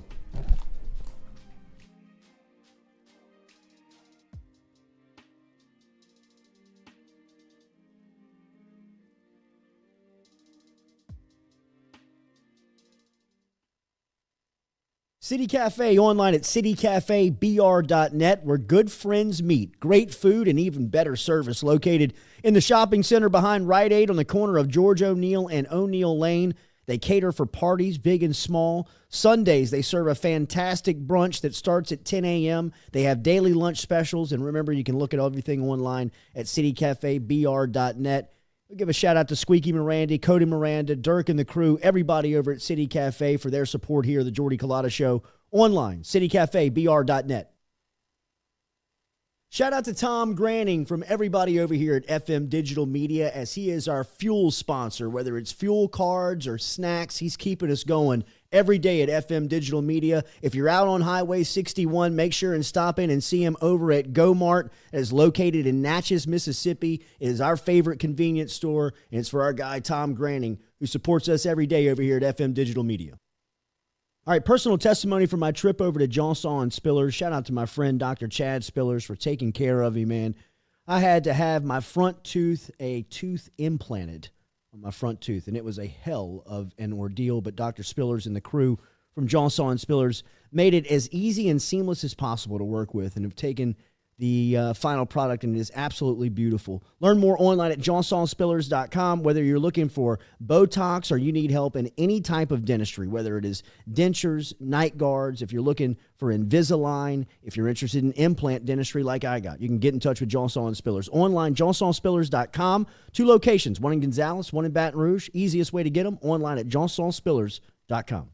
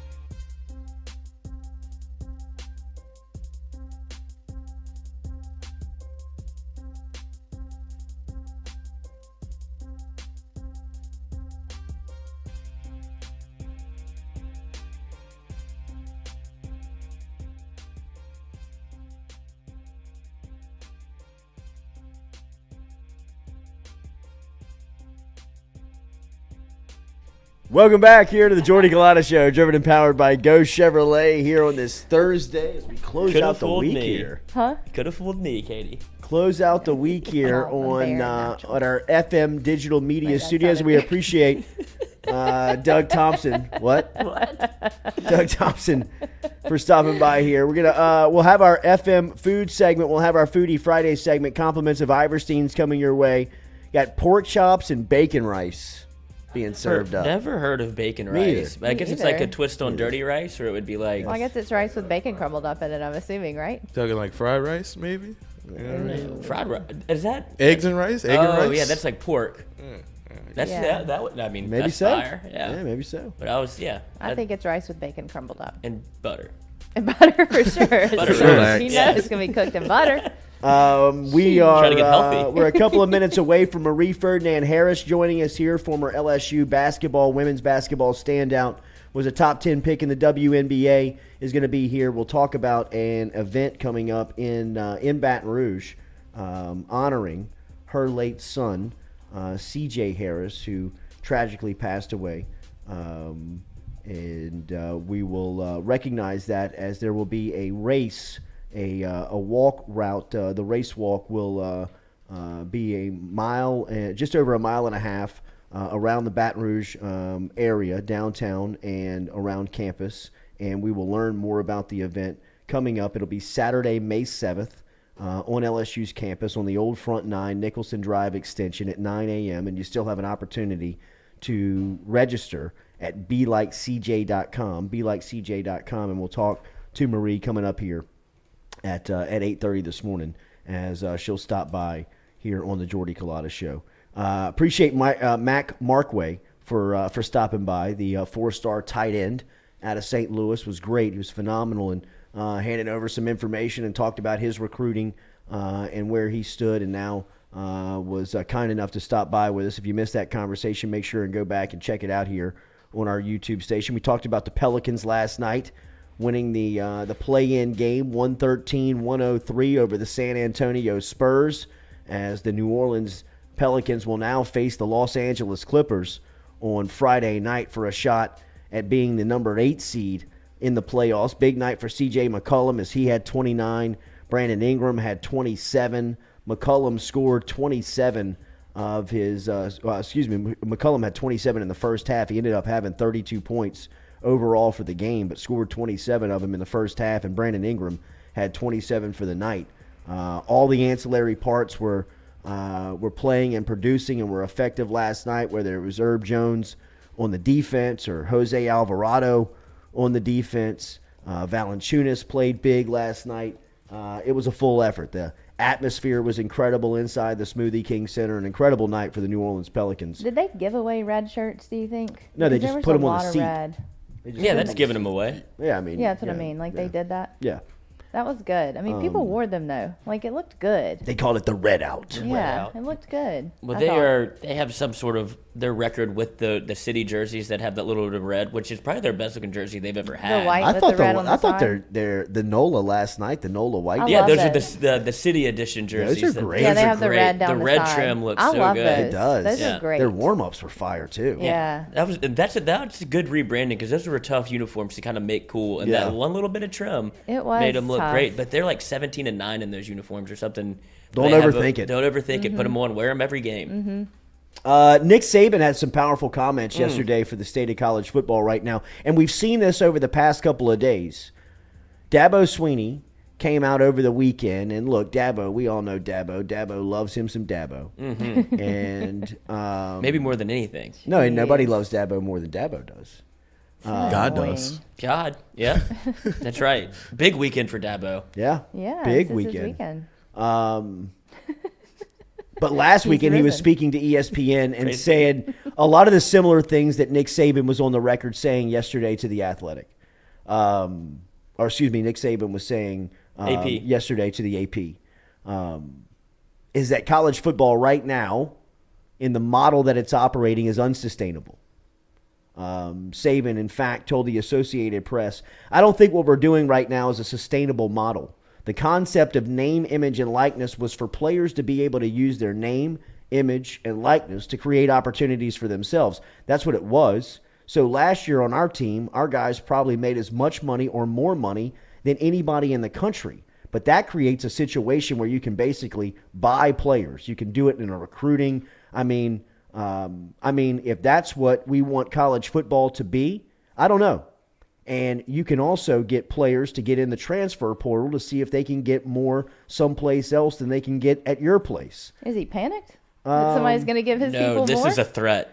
No, I don't know. No, he's not panicked at all because, I mean, look at the players that he picked up out of the transfer portal this year. I know, I mean, but he picked there's up some some other of places the with bigger money than Bama. No, there is, but not on Nick Saban's Alabama watch. Mm-hmm. There is more money in other places that is supportive of football programs, but Saban will tap into the billionaires that support his and make sure that the program never run. He will never be outbid for anybody. You don't think? No, no. No, this is what he does. Whatever he sees a change in college football rules, he's the first one to react and say, all right, if we want to do it this way, I'm going to let you know that I'm going to be the best at it. Right. So don't come bitching to me whenever I have a roster that looks like Texas A&M's next year, Right. because I think that's more of what he's probably doing, talking a little shit about Jimbo and what the roster that A&M put together. He goes, all right, well, if that's legal, if that's the way that you want to play the game, watch me play. Right. And nobody likes whenever I get into the field, like these contests, because I can piss forever. Yeah. He made sure to put like his team makes more money than anybody in Well, I the mean, sport. they did. Like, Well, he made sure to put Texas that in there. A&M has come in here and changed the model, Yeah. and there are some reports that he's got a couple of recruits on his board that they've offered the NIL deals to, and Texas A&M, just to kind of needle them, has come in or matched it and or put a little bit more cream on the top of it, where now Alabama's it's annoying him. Right. It's aggravating him, right? Where it's like he's got to do a little bit more work. He had the model figured out. He dominated the model. He's now got to go back and kind of tinker with the model. And these are just comments that he's making kind of in the meantime, right? I mean, it was very similar to what he did to Brian Kelly initially when Brian Kelly got the job. He knew that Brian Kelly needed a tight end. He knew that he was desperate for a tight end. Goes into the conversation that I was telling you about yesterday that some of the staff members were having with me when we were telling them that we were having Mac Markway on today. That Markway would start for LSU versus Florida State. A lot because of how good of a player he is, but more because they're just desperate for a tight end. So they wanted Danny Lewis out of Westgate.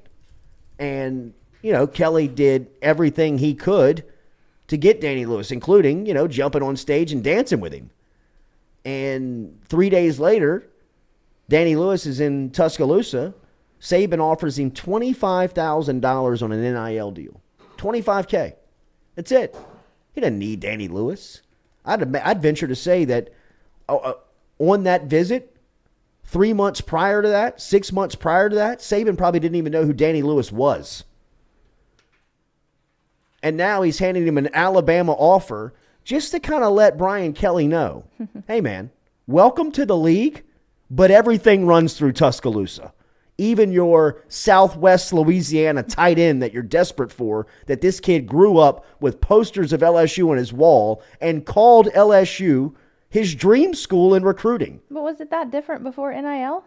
Not really. It's just legal now to buy a player in recruiting. Sure. So but it's not that different. He's just saying what's always happened, but now it's just out in the open. Right, but he had that model already figured out of how Yeah. to kind he of dominated that. Right. pay under the table. Now he has to like you said, tinker with the model. Which, Well, right. And if this is anything, this could be good news. Maybe this is what drives the old man out of Alabama. Maybe so. He's getting old. Maybe this could be like Well, yeah, a Roy he's Williams, 70. Duke, Coach K scenario where it's like this has become all too much. Like, I'm done. You think so? No, but God, that would be great. Yeah, He's it not would be going anywhere. interesting. It has to happen sometime. He's just going to dominate all of your models. Any model that you get him, model of play. Sorry. Sorry, Miss. What's your name? BCS. Terry? Miss College, Terry. college football playoff, NIL, Don't matter. transfer portal, Yeah, it doesn't matter. Whatever- This is no Nick different. Saban in 6. whatever platform you want. Yeah, he just has to do this publicly. So he'll figure that out. Make sure you subscribe to our YouTube channel. If you've not done that, click the subscribe button. We appreciate that. Hit that like, share, comment button. And remember, daily, we're brought to you by Edward Jones, our friends over at Edward Jones. Daniel Newman, he can help you out. It's tax season. Tax day tomorrow. Ugh. I don't know what that Wait, means. on Good Friday? Ugh. Of all the days. Jeez. Did anybody do any of that? What? You didn't do your taxes? Taxes? Hell no. Did anybody do any of I that? thought You you mean just taxes? kind of. What That do you just do? happens naturally? Yeah. Yeah. You can just wait, right? You can do It's them all good. good. It's all. This will I all don't work think we should itself have this This will out. work conversation itself on the out. air. I think No, it's fine. it's not. Maybe somebody can help me. Yeah, Daniel Newman Daniel can. Newman, we Oh. just said it, Daniel.Newman Lord at edwardjones.com is how you get in touch with him. Daniel.Newman him pack at up for the edwardjones.com. tailgate, Edward Jones, remember, a very experienced financial advisor is Daniel Newman. He can help you out, especially if you work within the plant industry, if you work over in the industrial field. Let Daniel Newman help you out today. He's got tremendous experience within that field. He's brought back a lot of great return for people in that industry. Let him help you out today. If you work at BASF, if you work at Dow, if you work at Exxon, and you're wondering and curious about your fiscal structure, get in touch with Daniel Newman. Daniel.Newman at edwardjones.com. 225-261-8262. 225-261-8262 is the number for Daniel Newman. So tax Are you day? panicked? No, I don't understand it. Tax day is when you file, and then tax returns are later. Because some people like tax day because you get you pay too much, could right? get a And refund. you could get money back. Right. Today is setting yourself up for money back. Mm-hmm. Yeah, like you turn all your paperwork in. Oh, But you but can you're not file an paying extension. It's actually Monday. Yeah, the they did 18th. say so it's Monday. But you can file File an extension. Is it too late to file for an extension? No. See, that's what they kick the can down the You road. can kick the can for a All right, while. perfect. Mm-hmm. Anybody else extending with me? I'm sure there are lots of Help people. me. I need like extending an with you. online tutor. You need to call Daniel Newman, damn it. Okay, I'll call him. He needs to call me. Well, he probably will now. Yeah, hold my hand. All right, we're going to talk to Marie Ferdinand-Harris here in a couple of minutes as we will talk to her about some of the successes of LSU since they've been away. We'll also talk to her about the Be Like CJ Foundation event coming up here on Saturday, May 7th with the run walk in the old front nine over there on LSU's campus and tell you how you can get involved. BeLikeCJ.com is where you can find out more information. We'll also talk to Nathan Velasquez before we get out of here at 9 a.m. We're eating. We'll have our Foodie Friday segment, compliments of Iverstein's. Yeah, you smell those pork chops? Come back with us here on the Jordy Culotta Show, driven and powered by Go Chevrolet. I smell the butter. Hell yes.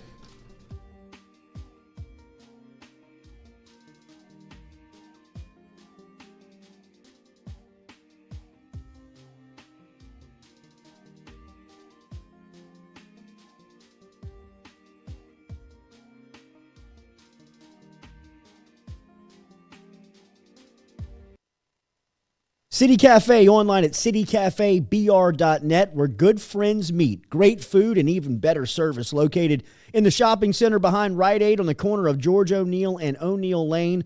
They cater for parties big and small. Sundays, they serve a fantastic brunch that starts at 10 a.m. They have daily lunch specials. And remember, you can look at everything online at citycafebr.net. We'll give a shout out to Squeaky Miranda, Cody Miranda, Dirk and the crew, everybody over at City Cafe for their support here, the Jordy Culotta Show, online, citycafebr.net. All right, personal testimony from my trip over to Johnson and Spillers. Shout out to my friend Dr. Chad Spillers for taking care of me, man. I had to have my front tooth, a tooth implanted on my front tooth, and it was a hell of an ordeal, but Dr. Spillers and the crew from Johnson and Spillers made it as easy and seamless as possible to work with and have taken the final product, and it is absolutely beautiful. Learn more online at johnsonspillers.com. Whether you're looking for Botox or you need help in any type of dentistry, whether it is dentures, night guards, if you're looking for Invisalign, if you're interested in implant dentistry like I got, you can get in touch with Johnson and Spillers. Online, johnsonspillers.com. 2 locations, one in Gonzales, one in Baton Rouge. Easiest way to get them, online at johnsonspillers.com. Shout out to Tom Granning from everybody over here at FM Digital Media, as he is our fuel sponsor. Whether it's fuel cards or snacks, he's keeping us going every day at FM Digital Media. If you're out on Highway 61, make sure and stop in and see him over at Go Mart. It is located in Natchez, Mississippi. It is our favorite convenience store, and it's for our guy Tom Granning, who supports us every day over here at FM Digital Media.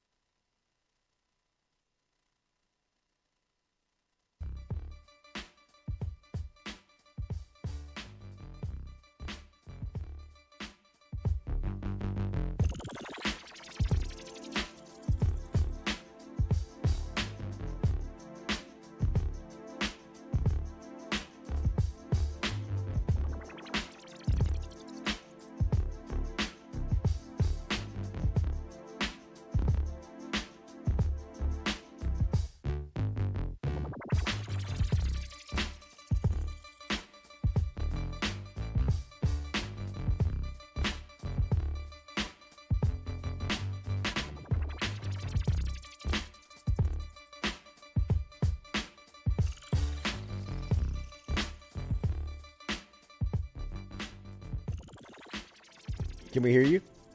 Can you hear me? Oh, I can hear you. Oh, yeah. Loud and clear. Awesome. Hold tight. Coming right to you. All right, welcome back here to the Jordy Culotta Show, driven and powered by Go Chevrolet here on this beautiful Thursday morning. Make sure you are liking, sharing, commenting on our post. If you are not subscribed to our YouTube channel, we appreciate that very much. We've been telling you about the Be Like CJ event coming up here, the first annual Be Like CJ race to be the ultimate teammate. It will be on LSU's campus on the old Front 9, Saturday, May 7th. There's a $24 entry fee. It'll be at 9 a.m. in the morning, and you can learn more information just by logging online to belikecj.com.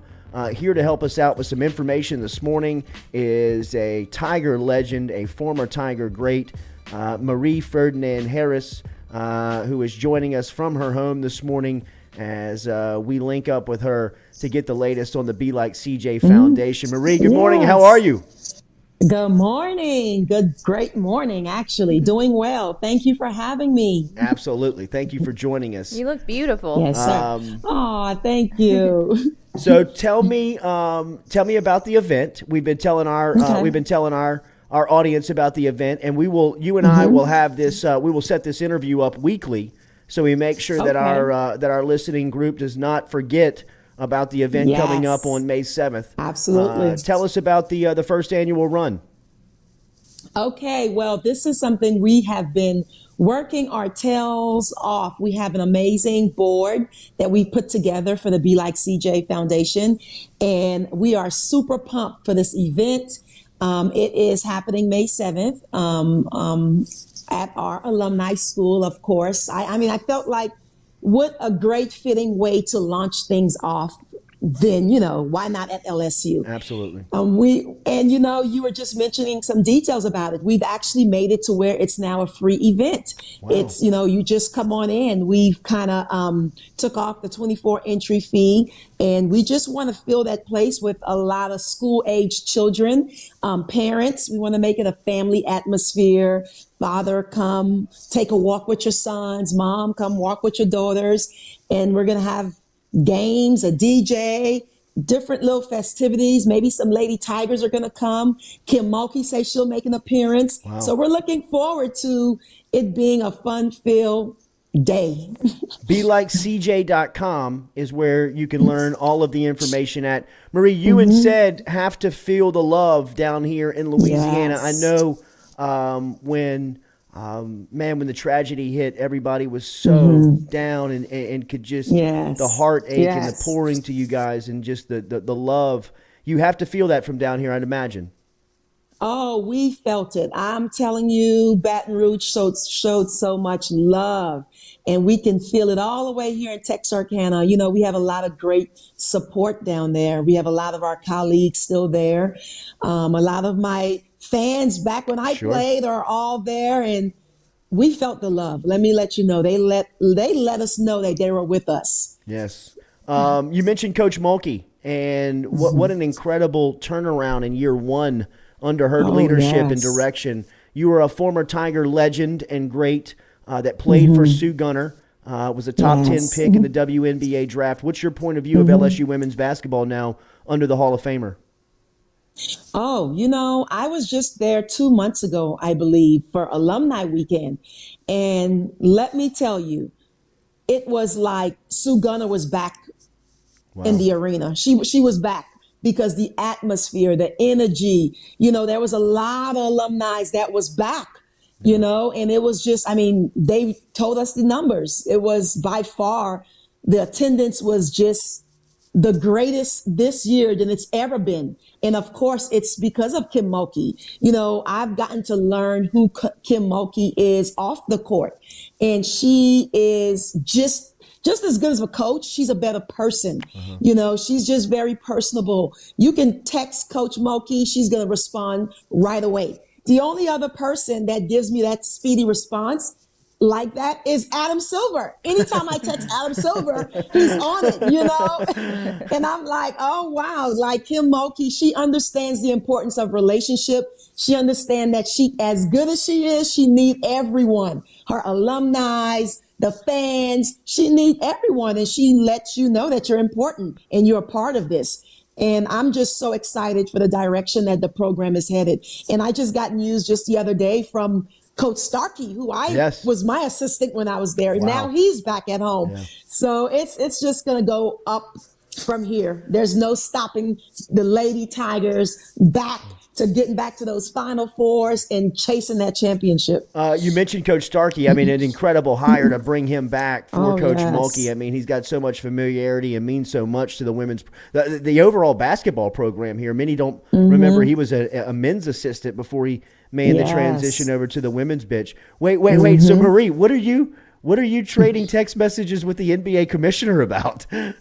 Well, Adam Silver has always been a great friend of mine, a huge supporter of women's basketball. Yes. And when the tragedy hit with CJ, he was one of the first ones to call, and he was able to support us in so many ways. He got some of the NBA guys to send video tributes to CJ. CJ was a huge NBA fan, and he would always send CJ NBA packages with gears. So he knew CJ, and he was so supportive, throughout the process, and continue to be for us. So just a good friendship that we formed, and I'm just a fan of Adam Silver. I remember the first time I saw CJ down here. He was at football camp, and it was almost like the perfect athlete. You know what I mean? The combination of you and Cedric. He was tall and lean and could run and catch, and a baseball and a football offer by the time he was so young. Incredible in keeping on his legacy. I can't imagine the struggle and pain to get to this point of spreading this amount of love. But watching the service from Texarkana that day, this is something that has been an intention since that moment, it feels like. I have some friends and, just people where I'm maybe at the grocery store or somewhere, and they would say, how are you doing? Man, CJ was such a great athlete, man. He could have been that number one pick. Yeah. And I always think in my eyes, and I'm very spiritually inclined, connected to the divine power. And I always feel like in my eyes, CJ was that number one pick. Like, he came here, he did what he was supposed to do. Like, CJ loved people. Yeah. CJ was the junior superintendent at church. CJ led prayer at church. He led the choir. He was very involved in church. And CJ at school, CJ hated to be the star. He hated for anyone to give him any attention. He just wanted to fit right in. At lunchtime, you'll find CJ sitting with the kids who were special needs. You'll find CJ with the kids who were not as popular. Yeah. You'd find CJ building up people. CJ cared less about touchdowns and home runs and 30-point games. Like, he cared about building people up. Every time CJ was playing, whether it's basketball, baseball, you'd find him warming up with the kid who wouldn't get in the game. He just valued encouraging other people and making them feel like a star. He cared less about himself and more about others. And when someone can live his life doing that, and at the age of 14 to be called home early, he got it. You have 60, 70-year-old people who still don't understand what love is, and CJ would always tell me, Mom, people are crazy. And I'm like, what do you mean? What do you mean, CJ? Right. What do you mean? He's like, white people and black people, they're crazy. and I'm like, why? Why you think they're crazy? Why? Because Mom, why is it so hard to get along, Mom? Like, I don't understand. Because it was so natural for him to love, So I look at CJ as he was that number one pick because he got called home early. He got called home because he did his job well. He lived well. And this world is hard. Yeah. CJ didn't even need high school. He didn't need college because he was able to come be who he was called to be. And he got called early. So in my eyes, wow, CJ, you didn't even need college. You didn't even need high school. Like, you understood what life is about. You understood. You got your award. You were called home. And me knowing my son, if God said to CJ, okay, you've been here for a year. You want to go back home or you want to just stay here? CJ would say, oh, no, I'm okay. I'll wait for my parents here, but I'm going to watch over them, because he understood. CJ was such a positive being. People sometimes couldn't even relate to CJ because as a star player, you're expected almost to be this cocky, conceited kid. Right. And CJ just wanted to hang around with the kids who were not so popular. He wanted to hang around those kids who were being picked on. So he finds himself now in company with people who are just like him. So that's what he loved. So I'm not sad when someone like CJ loses his life. I'm not sad because I understand how he lived his life. And the way he lived, that's a win. You know what I mean? In my eyes, it's a win. And I feel so connected to CJ. I feel him. He's still here. And I feel so motivated to continue his message, to go teach other young people how to live and be like CJ, what it's about. It's not about being, this prideful star player. No, it's about humility. It's about reaching, for the one having a heart for the broken heart, and picking people up and being about team. And that's what CJ was about. He was the most happiest when everyone was doing well, when everyone was succeeding, not just him. CJ hit home runs and CJ's flying around the base. And we're like, CJ, you're supposed to, jog, not sprint. He just wanted no part of attention. So CJ, he did what he was supposed to do, and he's forever with us. And our goal now is to spread his message and go and create and build and make more CJs out there. What a source of strength. Man, I know, and that's light powerful. you are. My goodness. Yes. You got me in I am tears. shaking. I know. I mean, it's incredible. It is incredible. Be What an like attitude. CJ. BeLikeCJ.com is the website. The event is the first annual Be Like CJ Run to the Ultimate. Be the ultimate teammate. As you get a firsthand look from his beautiful mother on just the feelings and thoughts of CJ. Thank you for sharing that this morning with us, Marie. We will talk to you next week. Absolutely. And thank you for that message this morning. Thank you.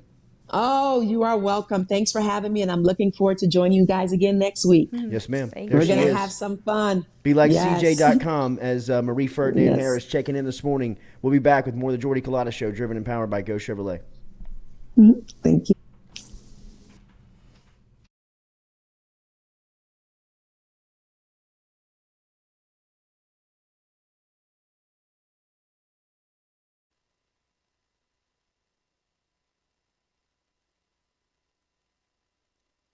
City Cafe online at citycafebr.net, where good friends meet. Great food and even better service, located in the shopping center behind Rite Aid on the corner of George O'Neill and O'Neill Lane. They cater for parties big and small. Sundays, they serve a fantastic brunch that starts at 10 a.m. They have daily lunch specials. And remember, you can look at everything online at citycafebr.net. We'll give a shout out to Squeaky Miranda, Cody Miranda, Dirk and the crew, everybody over at City Cafe for their support here, the Jordy Culotta Show, online, citycafebr.net.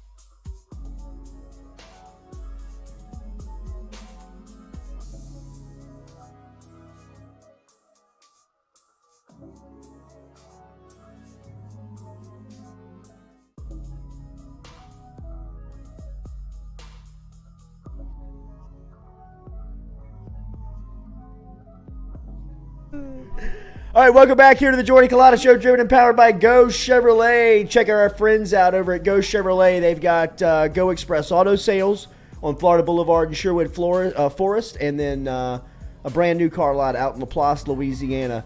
We appreciate Marie Ferdinand-Harris for stopping by here on this Thursday edition of the Jordy Culotta Show. And make sure you check out City Cafe today for lunch, citycafebr.net, daily lunch specials, and brunch on Sundays.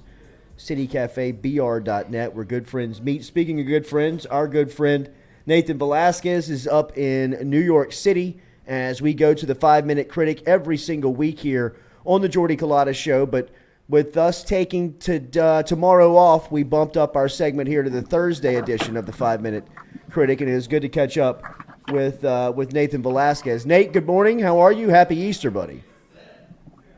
Happy Easter. Happy Easter. The weather here is finally nice. The weather's finally nice. So I'm done with the cold. Nice. Done with the cold. Hey. Nothing like spring in the city, man. Spring in New York is my favorite time of the year. It makes you realize, like, it's terrible with all the cold. It's Right. it's brutal. But man, like, you walk out and just the air is so crisp. It makes you remember, like, just how nice the city can be. Yeah, it's awesome. It is awesome. Nathan, a little gift for movie watchers with Batman being released to HBO very early on Monday. I couldn't can't believe wait. to see this was coming across on Monday. What was the reaction to somebody like you? I know that you anticipated this due to its dominance in the theater to be camped out in the theaters for a while. Well, they're supposed to do a 45-day window between the last day it was going to be in theaters and when it goes on HBO Max. And Batman is still in a lot of theaters. So we were kind of expecting to wait a long time until everyone could watch it at home.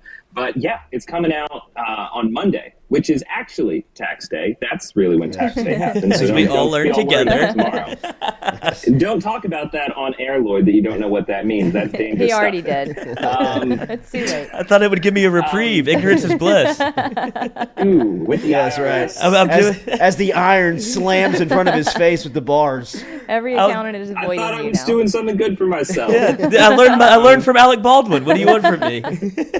Yeah, just keep talking. Keep talking. That's what you do.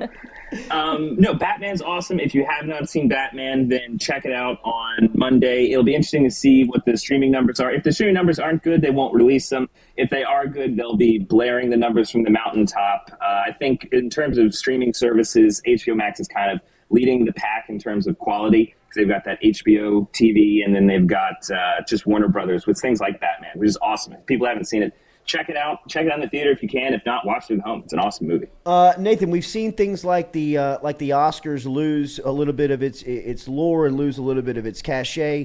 But how about the Cannes Film Festival, which I know makes it a big announcement today? Does that still carry the weight that it once did within Hollywood or within that industry? Well, with the Oscars has very much lost its way. The Oscars are very much for the people, but they pretend now that they're not. They kind of are just art house movies. Cannes is much more of the business side. That's where people go to make the deals. That's where people are really going to buy the big movies. That's where most of the hype is generated throughout the rest of the year. So if you like movies, today's a big day because they announced all of the movies that they're going to be talking about. The big ones that they're going to be releasing are the new Elvis movie with Tom Hanks from the director of Moulin Rouge and Romeo and Juliet, and the Top Gun sequel, which I have big hopes for that. Yeah. The whispers behind the curtain is that movie is going to be really good. Really, really excited for that one.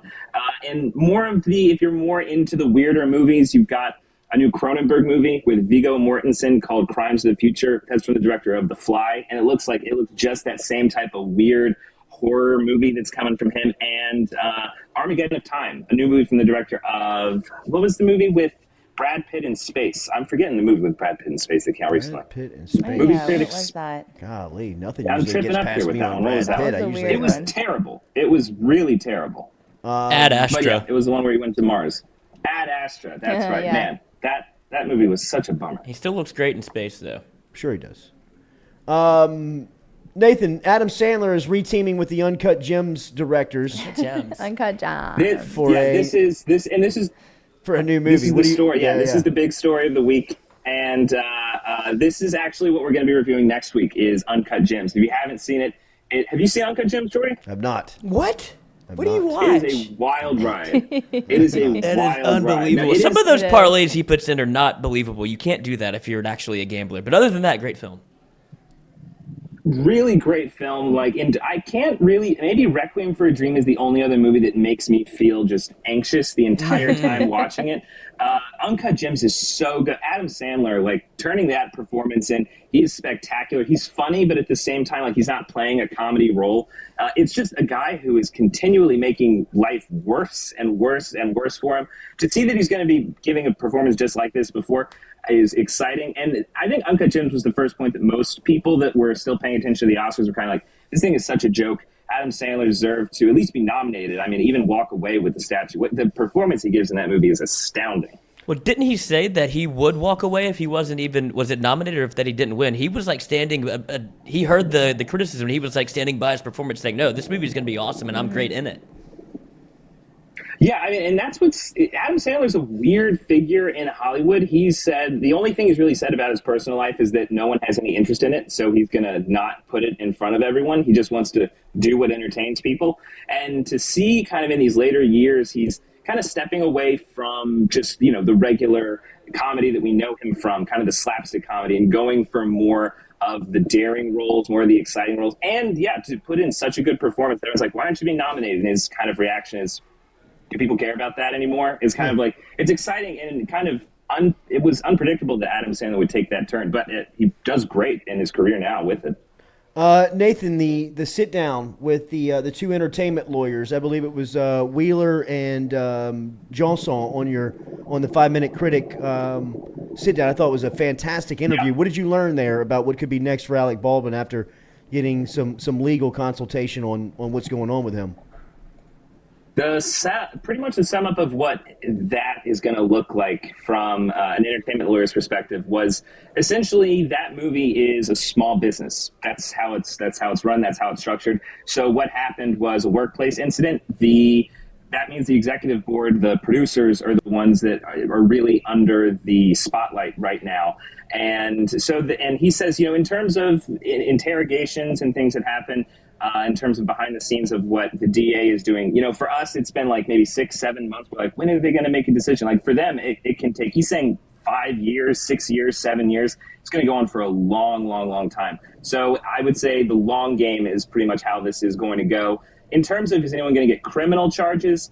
If something comes out, a piece of evidence, or someone says something in a deposition, then they're going to be in trouble. But as of right now, he said if there was a guess, everyone's going to pay a lot of money, and their career is probably going to be wrecked. Other than that, people probably aren't going to jail. Northman is the movie this week that we are critiquing, right? Well, Northman is actually the movie that we're hyping up. That's coming out a week from tomorrow. So it'll be a week from this Friday. This is the new movie from the director of The Witch, from The Lighthouse, and this director is one of the, I would say, outsiders of Hollywood, makes really fantastic movies. He goes for historical accuracy, and we're talking about historical accuracy from 400, 100 or 400 or 500 years ago. This one in particular is set in the early thousands. It's a Viking movie. It looks intense. In terms of intense blockbusters, this one looks insane. It's Ethan Hawke, Alexander Skarsgård, Nicole Kidman. I would say if you haven't checked out the trailer, after this show, watch the trailer and go and see it on as big of a screen as you possibly can. Because in terms of quality, I think this is going to be one of the biggest movies of the year. Enjoy the city in spring, man. Enjoy the weather. We'll talk to you next week. Sounds good. Have a good weekend. Thank you. Bye. There's the 5-Minute Critic, Nathan Velasquez, checking in Merry Easter. this morning from New York City as he is giving us the latest on Hollywood and what's going on up there. Remember, daily, we're brought to you by Morales Roll-Offs, moralesrolloffs.com. Get in touch with Clyde and the crew as they're located on Airline Highway. They can help you out today with any of your dumpster needs that you may need if you're on a construction site and you are looking for dumpster roll-off. Get in touch with Morales Roll-Offs, moralesrolloffs.com. We eat next. Compliments of You Bet Your Ass It's Good, The Cooking Couple, Iverstein's, and, of course, FM Food. Make sure you're following FM Food on social media, FM_food, as we will have a feast when we come back here. A Easter feast for you as we sign off here from FM Digital Media on this Holy Week. We'll be back, driven and powered by Go Chevrolet.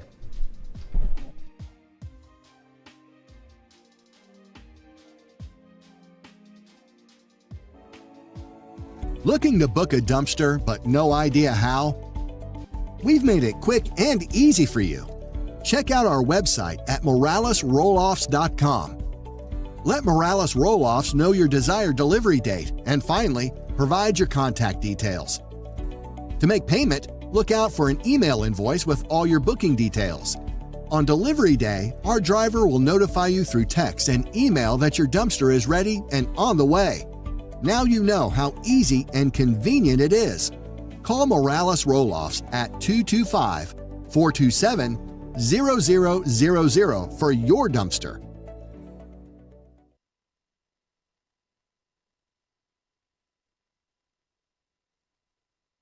Southern Eye Centers, where their passion is caring for eyes. It's what they do. They've been doing it for 40 years. They've been offering the Capital Region a friendly, helpful environment with the highest level of personal care to manage your eye health and vision needs. Stop in and see their brand new office on Jefferson Highway today, where you can find them at 6859 Jefferson Highway. They also are the daily poll sponsor on the Culotta Show. And remember, if you go into Southern Eye Center of Baton Rouge and you mention the Jordy Culotta Show, you will receive 25% off of their fantastic sunglasses selection over at Southern Eye Center. Check out Dr. Ann Shaw and Southern Eye Center, the daily poll sponsor of the Jordy Culotta Show. All right, personal testimony from my trip over to Johnsaw and Spillers. Shout out to my friend Dr. Chad Spillers for taking care of me, man. I had to have my front tooth, a tooth implanted on my front tooth, and it was a hell of an ordeal, but Dr. Spillers and the crew from Johnsaw and Spillers made it as easy and seamless as possible to work with and have taken the final product, and it is absolutely beautiful. Learn more online at johnsonspillers.com. Whether you're looking for Botox or you need help in any type of dentistry, whether it is dentures, night guards, if you're looking for Invisalign, if you're interested in implant dentistry like I got, you can get in touch with Johnson and Spillers. Online, johnsonspillers.com. 2 locations, one in Gonzales, one in Baton Rouge. Easiest way to get them, online at johnsonspillers.com. City Cafe online at citycafebr.net, where good friends meet. Great food and even better service, located in the shopping center behind Rite Aid on the corner of George O'Neill and O'Neill Lane. They cater for parties big and small. Sundays, they serve a fantastic brunch that starts at 10 a.m. They have daily lunch specials. And remember, you can look at everything online at citycafebr.net. We'll give a shout-out to Squeaky Miranda, Cody Miranda, Dirk and the crew, everybody over at City Cafe for their support here at the Jordy Culotta Show. Online, citycafebr.net.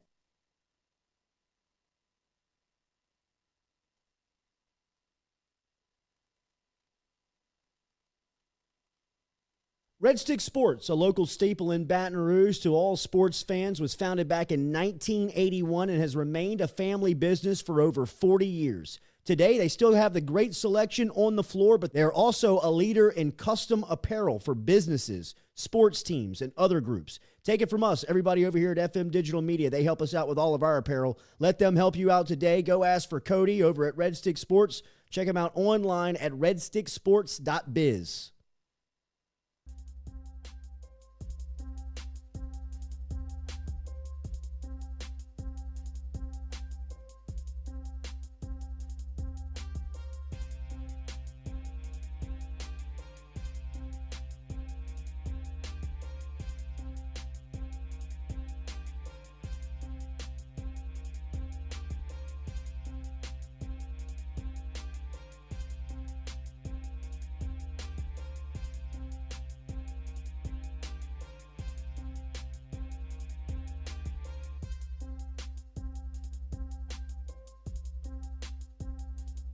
A lot of show here live on this Foodie Thursday segment. That's what you get. As He's trying to taste the air. we are getting ready for our Foodie Friday segment. Compliments of our friends over at Iverstein's. Remember, it is Fire. the butcher shop over there on Perkins Road, located in between College Drive and Essen Lane. If you want to stop in and see our friend Galen over at Iverstein's, doing phenomenal work as you see the cooking couple. Salt Bay. Going Jerry Jones on the latest on the menu here from Iverstein's. Oh, bold move. They're going with the table already set and bringing it in here. That's, up the difficulty. Who's watching? Who's doing the backwards walk? Yeah, they just shoulder it like right.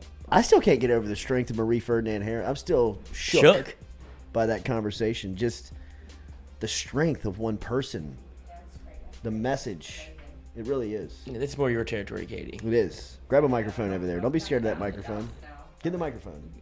Oh, well, they were coming. Yeah. Yeah, we need your woman's perspective.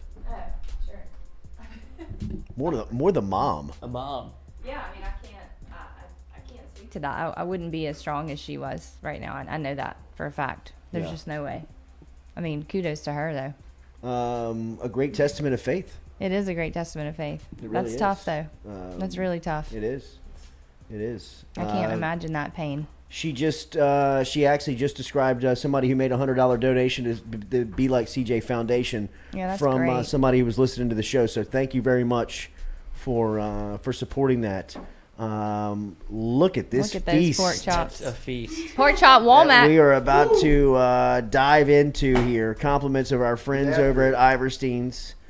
As we've got the cooking couple in here, Christy and Lance. Hello. Hello. Hello. How you doing? Thank you very much. Thank you very much. Goodness gracious. I did have so much stuff to do today too. Are y'all leaving today? Yeah, at some point. Oh yeah, you're gonna have to get a nap in. No pressure on the Thank on the you. leaving time, just because of so much work that I had to get done. But after this breakfast of bacon rice smothered in cheddar cheese, and pork chops smothered in gravy. Yeah, I couldn't help myself. I don't know when we're gonna leave. Good morning, buddy. How are you? I'm doing great. Oh no, I have to eat this too. I'm eating, so we're sharing. So tell us what we're eating on. We saw the video. The video looked great. Super simple, honestly. Pork chop, and my prep for the pork chop itself consisted of me just seasoning them really thoroughly last night, putting them in the fridge and letting them just rest, and then this morning seared them pretty quick. In butter. In lots of butter. Lots of butter. Had to go to Calandro's on the way here because I was out of butter. Straight out of butter. I don't know how that happens. We're never out of butter. That's what I would say. I keep feel so like many you would keep pounds it in stock. provisions. We went to Austin this weekend, and I haven't made my Costco trip this week. And last night I was like, "Fuck, we are straight out of butter." Straight out of butter. Stop to get Kerrygold. Dude. Good. That's a pan sauce. That little and pan sauce? seriously, it's insane. Yeah, and butter. Okay. Yeah, it's good. Lynn said, "Okay, Okay. Here, you eat it. Okay, So the pan sauce, I'll eat this." I think the secret to that pan sauce is using all the yummy fond in the pan, obviously. Really good stock. In this case, I hate to say it. God. So I use a couple different stocks. A lot of times we'll get one from Iverstein's when we remember. And then this one is actually a bone broth that I got at Costco. Okay, but the little pork snacks that you put on top of the Yeah. bacon rice with all the fat melting That's in your from mouth. that end, Shut the you know, hell that up. little end piece that sticks out. It's all that real tender, fatty yumminess. People don't want to So eat the fat, good. but you need that. Oh my God, get out of here! The It melts in your mouth. But then I thicken that sauce with a bear marinade, which sounds fancy, but all it is fancy. So fancy. melted. You melt about 2 tablespoons of butter, put in 2 tablespoons of flour. In this case, I use cup for cup gluten-free flour. Mix them up till they look like a little paste. It's almost like it's like the basis of a roux almost. It is a roux. It's like you're basically making a roux, except it's Easier than a roux. kind of room temperature and fast. Like on a serious saucier station, you'll keep some of that all rolled up so you can cut off little bits of it when you need to thicken a little pan sauce. Do I have to share this with you? But no, you don't. I can get more. But that's all that sauce is. It's thickened with that little bear marinade, seasoned with a Vec2. It's the fond and it's a stock. Man, it's so good. What's What's the gravy? Just a pan sauce. Yeah, so It's just when, yeah, you when he weren't ground listening the at all. pork chops No, in- he's too busy eating. The gravy is just a pan sauce. What are we thickened- eating? What is this again? What's your name? You can stay the night. Bob. Yeah. This is great, Bob. I'm gonna hand this back and just like I don't just want eat it. one more bite. Oh my God, I'm hot. I don't want it. You eat it. Yeah, but it's so good though. But This pork is my chops, favorite man. one so far. Oh. Really? I'm sorry. The old favorite one, the best one so far. Best I feel like one so far. I feel like I've heard this story somewhere. It's like Apple. Every time they put out an iPhone out, they say, "This is the fastest iPhone ever." Well, no shit. It better be. It better be. Well, we went back 2 years. We decided y'all didn't need all the performance. Drain your battery down. It's got to be a big day for Iverstein's, or a big weekend for Iverstein. Yeah. Yeah, he said he's going to do a lot of work. He's got he's going to be doing a lot of hams. He says he does a lot of pork chops, pork loin. Yeah, he said pork loin roast was really popular. Racks. It's one of the reasons we picked the pork chop. Yeah. So. Yep. Is the breakfast sausage still there? Yeah, the breakfast sausage is there. It's great because they did a big batch, and then whatever didn't sell right out of the fresh cooler, they just froze it. Yeah, so. they just did the 1 pound packages. Yep. That's insane. Oh, do we know when rice. do we know when the move's going down? June is his guess. Yeah. His best guess. Yeah.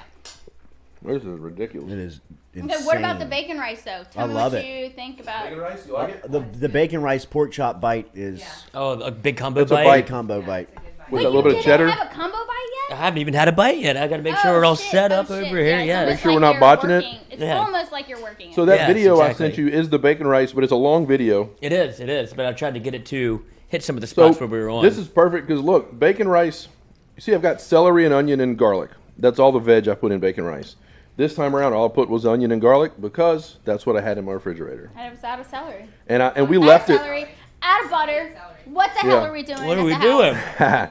Well, we were in right Austin last after weekend this. for like 4 days, so it's been crazy. How'd it go? Yeah, it went well. Went very well. Eaten so much. We went twice to Via 313, which is hands down the best fucking pizza I've ever had in my life. The crust is a deep dish, but it's like a focaccia crust almost. Oh, really? So it's like Dude. fluffy and crispy, and then they do the cheese and the toppings, and then more cheese, and then sauce on the top. So good. I got picture like just Full in. Oh my god. Good cheese pull. Yes. Mhm. So that was the highlight of the food trip for think so. Austin because I would Honestly. think obviously barbecue. Yeah, I'm just not down with waiting. I'm not going to wait in line for Yeah, I'm fucking not hours gonna to do brisket it. that Lance smokes. But yeah, he can do. Right. Just not gonna do it. I was Sorry, there Tootsie. for a kettlebell workshop anyway. The Yeah. eating was just a bonus. Yeah. That bacon rice is a big, what? I don't know how much would you have? 8-10 ounces? Not quite a pound of bacon. I had 8 slices. Yeah, whatever we the got fuck some that good is. bacon from Yeah, Iverstein. From Iverstein. Browned it down. You brown down your bacon. Now this is. Hold on, it cut up on me. Hold on, give me a second. Oh, look out! You got to go back. I gotta go back. You're all over. Look at that. That's that old dirty stove. That's the old stove. That thing Yeah. looks work. So this is. I do did you not even talk miss that about old how stove. This is an older video. It's not even your That's what I'm video saying. from This is last an night. old video, and I said, you know what? I'm going to send him this because it's got my full. It literally is just you brown your bacon, you get it crispy. Don't brown it like where it's still wiggly. Brown it Where crispy. it's still wiggly. And so I'd imagine you use the fat from the bacon, you put it in the skillet. Oh You yeah. just Because leave we the bacon talked- in there and add your veg. And then you add your veg, your onions. Like I said, this is like a rules really are- super fast, like weeknight. Let me hammer something out for me and the kids. It really is pretty quick. Yeah, no, you do bacon rice. And I also sometimes I call it jambalaya practice. Oh, yeah, that's kind of what it is essentially. 'Cause I've told people before, hey, make bacon rice. You can kind of get your chops and then move to jambalaya because See- it's really the same process. My mother used to do hamburger rice back when I was Oh, a kid, hell and yeah. so I can see how this Hell is cut, yeah. cut from this cloth. Same thing, and then like dirty, like when you make a really good dirty rice, same exact thing. It's all the same principle. Yep. The rules are brown your meat, Brown your meat, veg. brown your veg. That's it. That's the rules. Measure in your stock, 1.5 to 1 rice to water ratio, rice to stock ratio, and jasmine rice always. Jasmine rice, always. Never regular rice. Yeah, we're not Really? using any parboiled No. bullshit. Long And I'm not a big grain, fan of no just the regular long flavor. grain. Get the fuck out of here. Jasmine's that rice when it's Y'all wanna roll smelling, when this it's week, I'm cooking, and sorry, you that walk in the effort house is and you just- smell it, and you're like, oh my god, I don't it know. smells so good. Yeah. Jasmine rice Mhm. is so amazing. So amazing. aromatic and amazing. That really is it. You know, the funny thing about that video, I'm making a What are you making in that video with all It's those kicking sheep my cans ass of- over what here. the hell is it's a that? big ass video. You know what you do? You pull up for the first time ever. You bet your ass it's good.com because it's live. Hey! Nice. It's live. It was done last week, but it just took a long time for it to transfer over. You bet your ass it's good.com. The first thing you see is just a recipe blog, and this recipe for the bacon rice is in there. Y'all are gonna want to make this for Easter for your family. Because it's For super real. fast. And look, to go with your pork. I mean, just the it's time. Vec2, just bacon, and then your onion and your garlic. And it's like Katie said, if you don't want the celery, just leave it out. I hate celery. Yeah. That's okay. You're allowed. I don't love it. I mean, I'm out of it because I just don't give a shit. Onions are it. Yeah, for show. Fuck that celery. What you got? How was the Irish team's experience this week? Awesome. Galen was out of town, I think, doing at a food show. He's been expo, busy. Something like that, getting shit ready. There it for is. Yeah. Look at it. So he cut us some 1 1/4 thick pork chops. God, they were just. I still think it's. I would awesome. never touch one of those things. They let me go in there. Oh, that and, like, machine? go God. in the Oh, my cooler God. Unless and I'm in video deep them. death. Looks like something made on Breaking Bad, bro. Yeah, it's not going to think about cutting your thumb. Yeah, exactly. You're not even going to know it's gone. It's Right. done. You're gonna know. Right. It's done. Just a successful cut. Yeah. Foodie You Friday, can't be but anything on but a proud of it. Thursday. You're like, well, it's my fault. What's on the Easter menu for the cooking couple? We haven't decided. I want shrimp.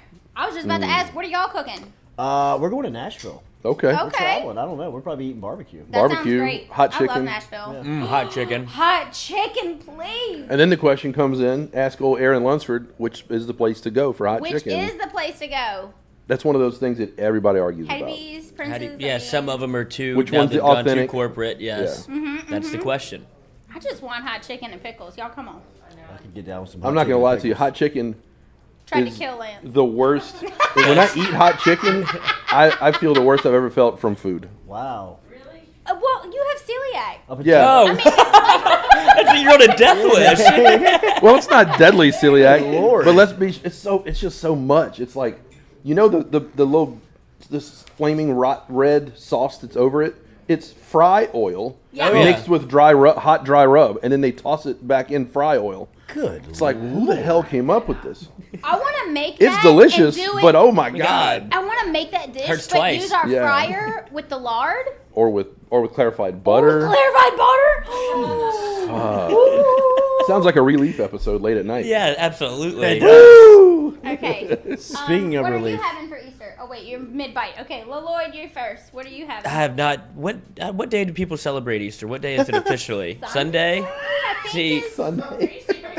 yeah, well, some people it depends on like different holidays. I don't know. Depends I don't on know. your family too. Exactly. A lot of If like people were coming in town, do you do you it asking Friday? like, is there an Easter Eve? Right. No. Easter Eve. Right. Okay. I like Because it. Rebecca invited me to her family's Easter. I was like, what day is it? She's like, are you dumb? And I was like, well, I was hoping it would be like on a Thursday or Friday or Saturday, anything but a Sunday. Yeah. It turns out it's Sunday. It's Turns Sunday. out Yeah. it's So, and for Easter some Sunday. people, it's like 2 or 3 times on Sunday, depending on what family you got to go visit. I'm Yeah, not how many traveling. times you sinned? Lord Jesus. Praise be. So you don't even know yet. It's gonna be a surprise. No, that's what I need to talk to my Lloyd mother. just learned it was Okay. Easter Sunday. I just learned it's tax day. Yeah, right. Tax day. Jordy and I just learned it's tax day. He Yeah, thought it that's was right. today. It's Yeah. Monday. Oh, Still have tax day. time. It's Now there's Monday. tomorrow. Yeah, Yeah, ours I never make that requested deadline, Extension. I'm like, ever. go I ahead. never make the We don't deadline. have our Okay. life together. Bunch of criminals over here. File that extension. Is that what they want you to do? It seems like everybody just files for an extension. This is like a Thank warning, God. like, oh, you have a test on Monday. Actually, you can take it later. It's like, oh, Actually, I'll just you take have it later. Yeah, you have take it about later. 4 more months. It's totally Yeah, fine. and Can then I just not take it? I'll fuck it up then. What if I just not take it? Yeah. 100%. Exactly. And what if I don't take it? Maybe the teacher will forget. I mean, maybe. There's a lot of people Show out up next there. year. Yeah. Where were you at last year, In Lloyd? this class. I just got the syllabus. We're all good here, right? So, what are you having? To Bocage for brunch. I'm cooking nothing. Oh, Nice. good for you. Let somebody Yeah. else plan the menu. It's very smart. Ooh. Very Nice. well played. Have your breakfast sausage. Yes. That, and then we'll head to Bocage. Heady Nice. play. Super easy. Smart. Heady play. What is? There's a restaurant called Bocage? Well, it's the tennis. Just kind of like the racket Oh, club. okay. Yeah, the All Racket right, Club. I'm with you. I'm sorry. I'm not. Stewie, hip. Noah, what do you You're eat not for, that white. what do you eat for Easter? I'm not that rich. Put other Mike and microphones Ike's. back there. Oh, here we I go. think he's boys. having Mike and Ike's. Noah and man. Noah and Stewie are eating Chick-fil-A for Well, Noah's gonna be in Miami Fort or Lauderdale. Hey, Fort Lauderdale. He'll be on the Spring beach, break. so he'll Yes. probably be eating some beach. Noah be flashing selfies for us. Yeah. It was not going to need anything. He's got That's right. We're sculpting right before Yeah, the right. beach. Got to get that V cut. A nice cut. But I'll probably be eating like at my grandparents' house. Hell yeah. My Yeah. grandma's probably cooking. So Alright. yeah, That's what good I'm eating. Look, talking if about. they need me to come over and have some. Yeah, exactly. There's Yeah, any taste- leftover? Little Your mom taste too? tester. Is your mom cooking? That's where my dilemma is. Mom is a big holiday person, so I Alright. don't know what our plans are family wise. So I'm gonna pickle. There Dick. you go. Two I can't Easters. wait to have your mom. We've already been talking about her coming in. It's gonna be so fun. Then the Yes, choice is what a little do we combo. do? Little combo. We'll do some Foodie Friday. We'll have to pick what we're gonna cook, what she wants to make. How is the pork and bacon rice in there? I ate it faster than Noah. So Goal. Wow. Yeah. I looked over and he There's a wasn't race done. you And I won. was What a like, play. Nice. That's the highest compliment you can That get. is. I like it. That's a hell of Well, a he was food in compliment. there for like the whole thing. Oh, Well, he yeah. gets to watch the whole thing. yeah. Yeah, he gets the foreplay of it all. Yeah. So he's Exactly. ready. Yes. I love it. I'm still getting to know my plate. Yeah. You slut. I am. Very, very nice to meet this meat. Finish it fast. Yeah, that's right. Not the first time. That's right. It's incredible 20 seconds. Is that good for you? On your website, everybody, or the bacon rice recipe. The bacon rice is on there. There's a steak on there. I've got 3 or There's a 4 few things transferred over from we the old need one to the to- new one. We need to put all the Foodie Friday stuff on there, but we had to wait for the website. I've got the list. The list is already made, and I'm checking them off. It took forever Yeah. for it to transfer. Lance was like, "Oh my gosh, what's going on?" It's a lot of Yeah. info. Look at Yeah. this thing. It's official. Look Wow, at It's that. there. good. And it's Y'all pretty wanna bare make bones that right now. I'm not gonna aioli, lie okay? to you, but it's all coming. The That's what was aioli. in the potato salad last week. It Which doesn't- also, coincidentally, we had some left over, and I made tuna salad with it yesterday. Y'all, shush up. Yeah. So good. I love tuna salad. Yeah, you learn that aioli recipe, and then you can go, oh, well, you know what? What if I add a really lot of chipotle hot sauce Yeah. while I'm making it? Yeah, Now I've got what if a I really add some good sambal and then I make sambal. Asian Then I've chicken got salad? Asian chicken salad. Add Blow some your mind. curry to it. We've done that. Yeah, Make we've a done little curry chicken like a- salad. It's a building block. It's something Yeah. you It can. is. What if you know how to make It's like one a thing, base. you could One learn of how those to basic make 10 things you gotta things. know. Yeah. Absolutely. That's the secret to cooking. Hell yeah. 100%. And butter. That's And actually butter. the You first bet one. your ass it's good. Remember, hit Converted. the website is live. Website's live. You bet your ass it's good. Website is live. Make sure you follow them on social media. FM Food is up and moving as well. Today's recipe is there. Today's video is there. Make sure you are following them on social media. For the cooking couple, for the carpool queen, for Lizzie, for Stewie, for Noah, for everybody over here at FM Digital Media, make sure and have a very happy and merry Easter this weekend. Merry Easter. Merry And Easter. enjoy the weekend. We will be back with you 7 a.m. on Monday morning, recapping the last couple of days. Make sure everybody stays safe out there and enjoys family and Easter time this weekend. And we'll be back with you on Monday. Compliments of Ghost Chevrolet and the rest of everybody over here. Have a great weekend. See you. Whoop, whoop. Whoop.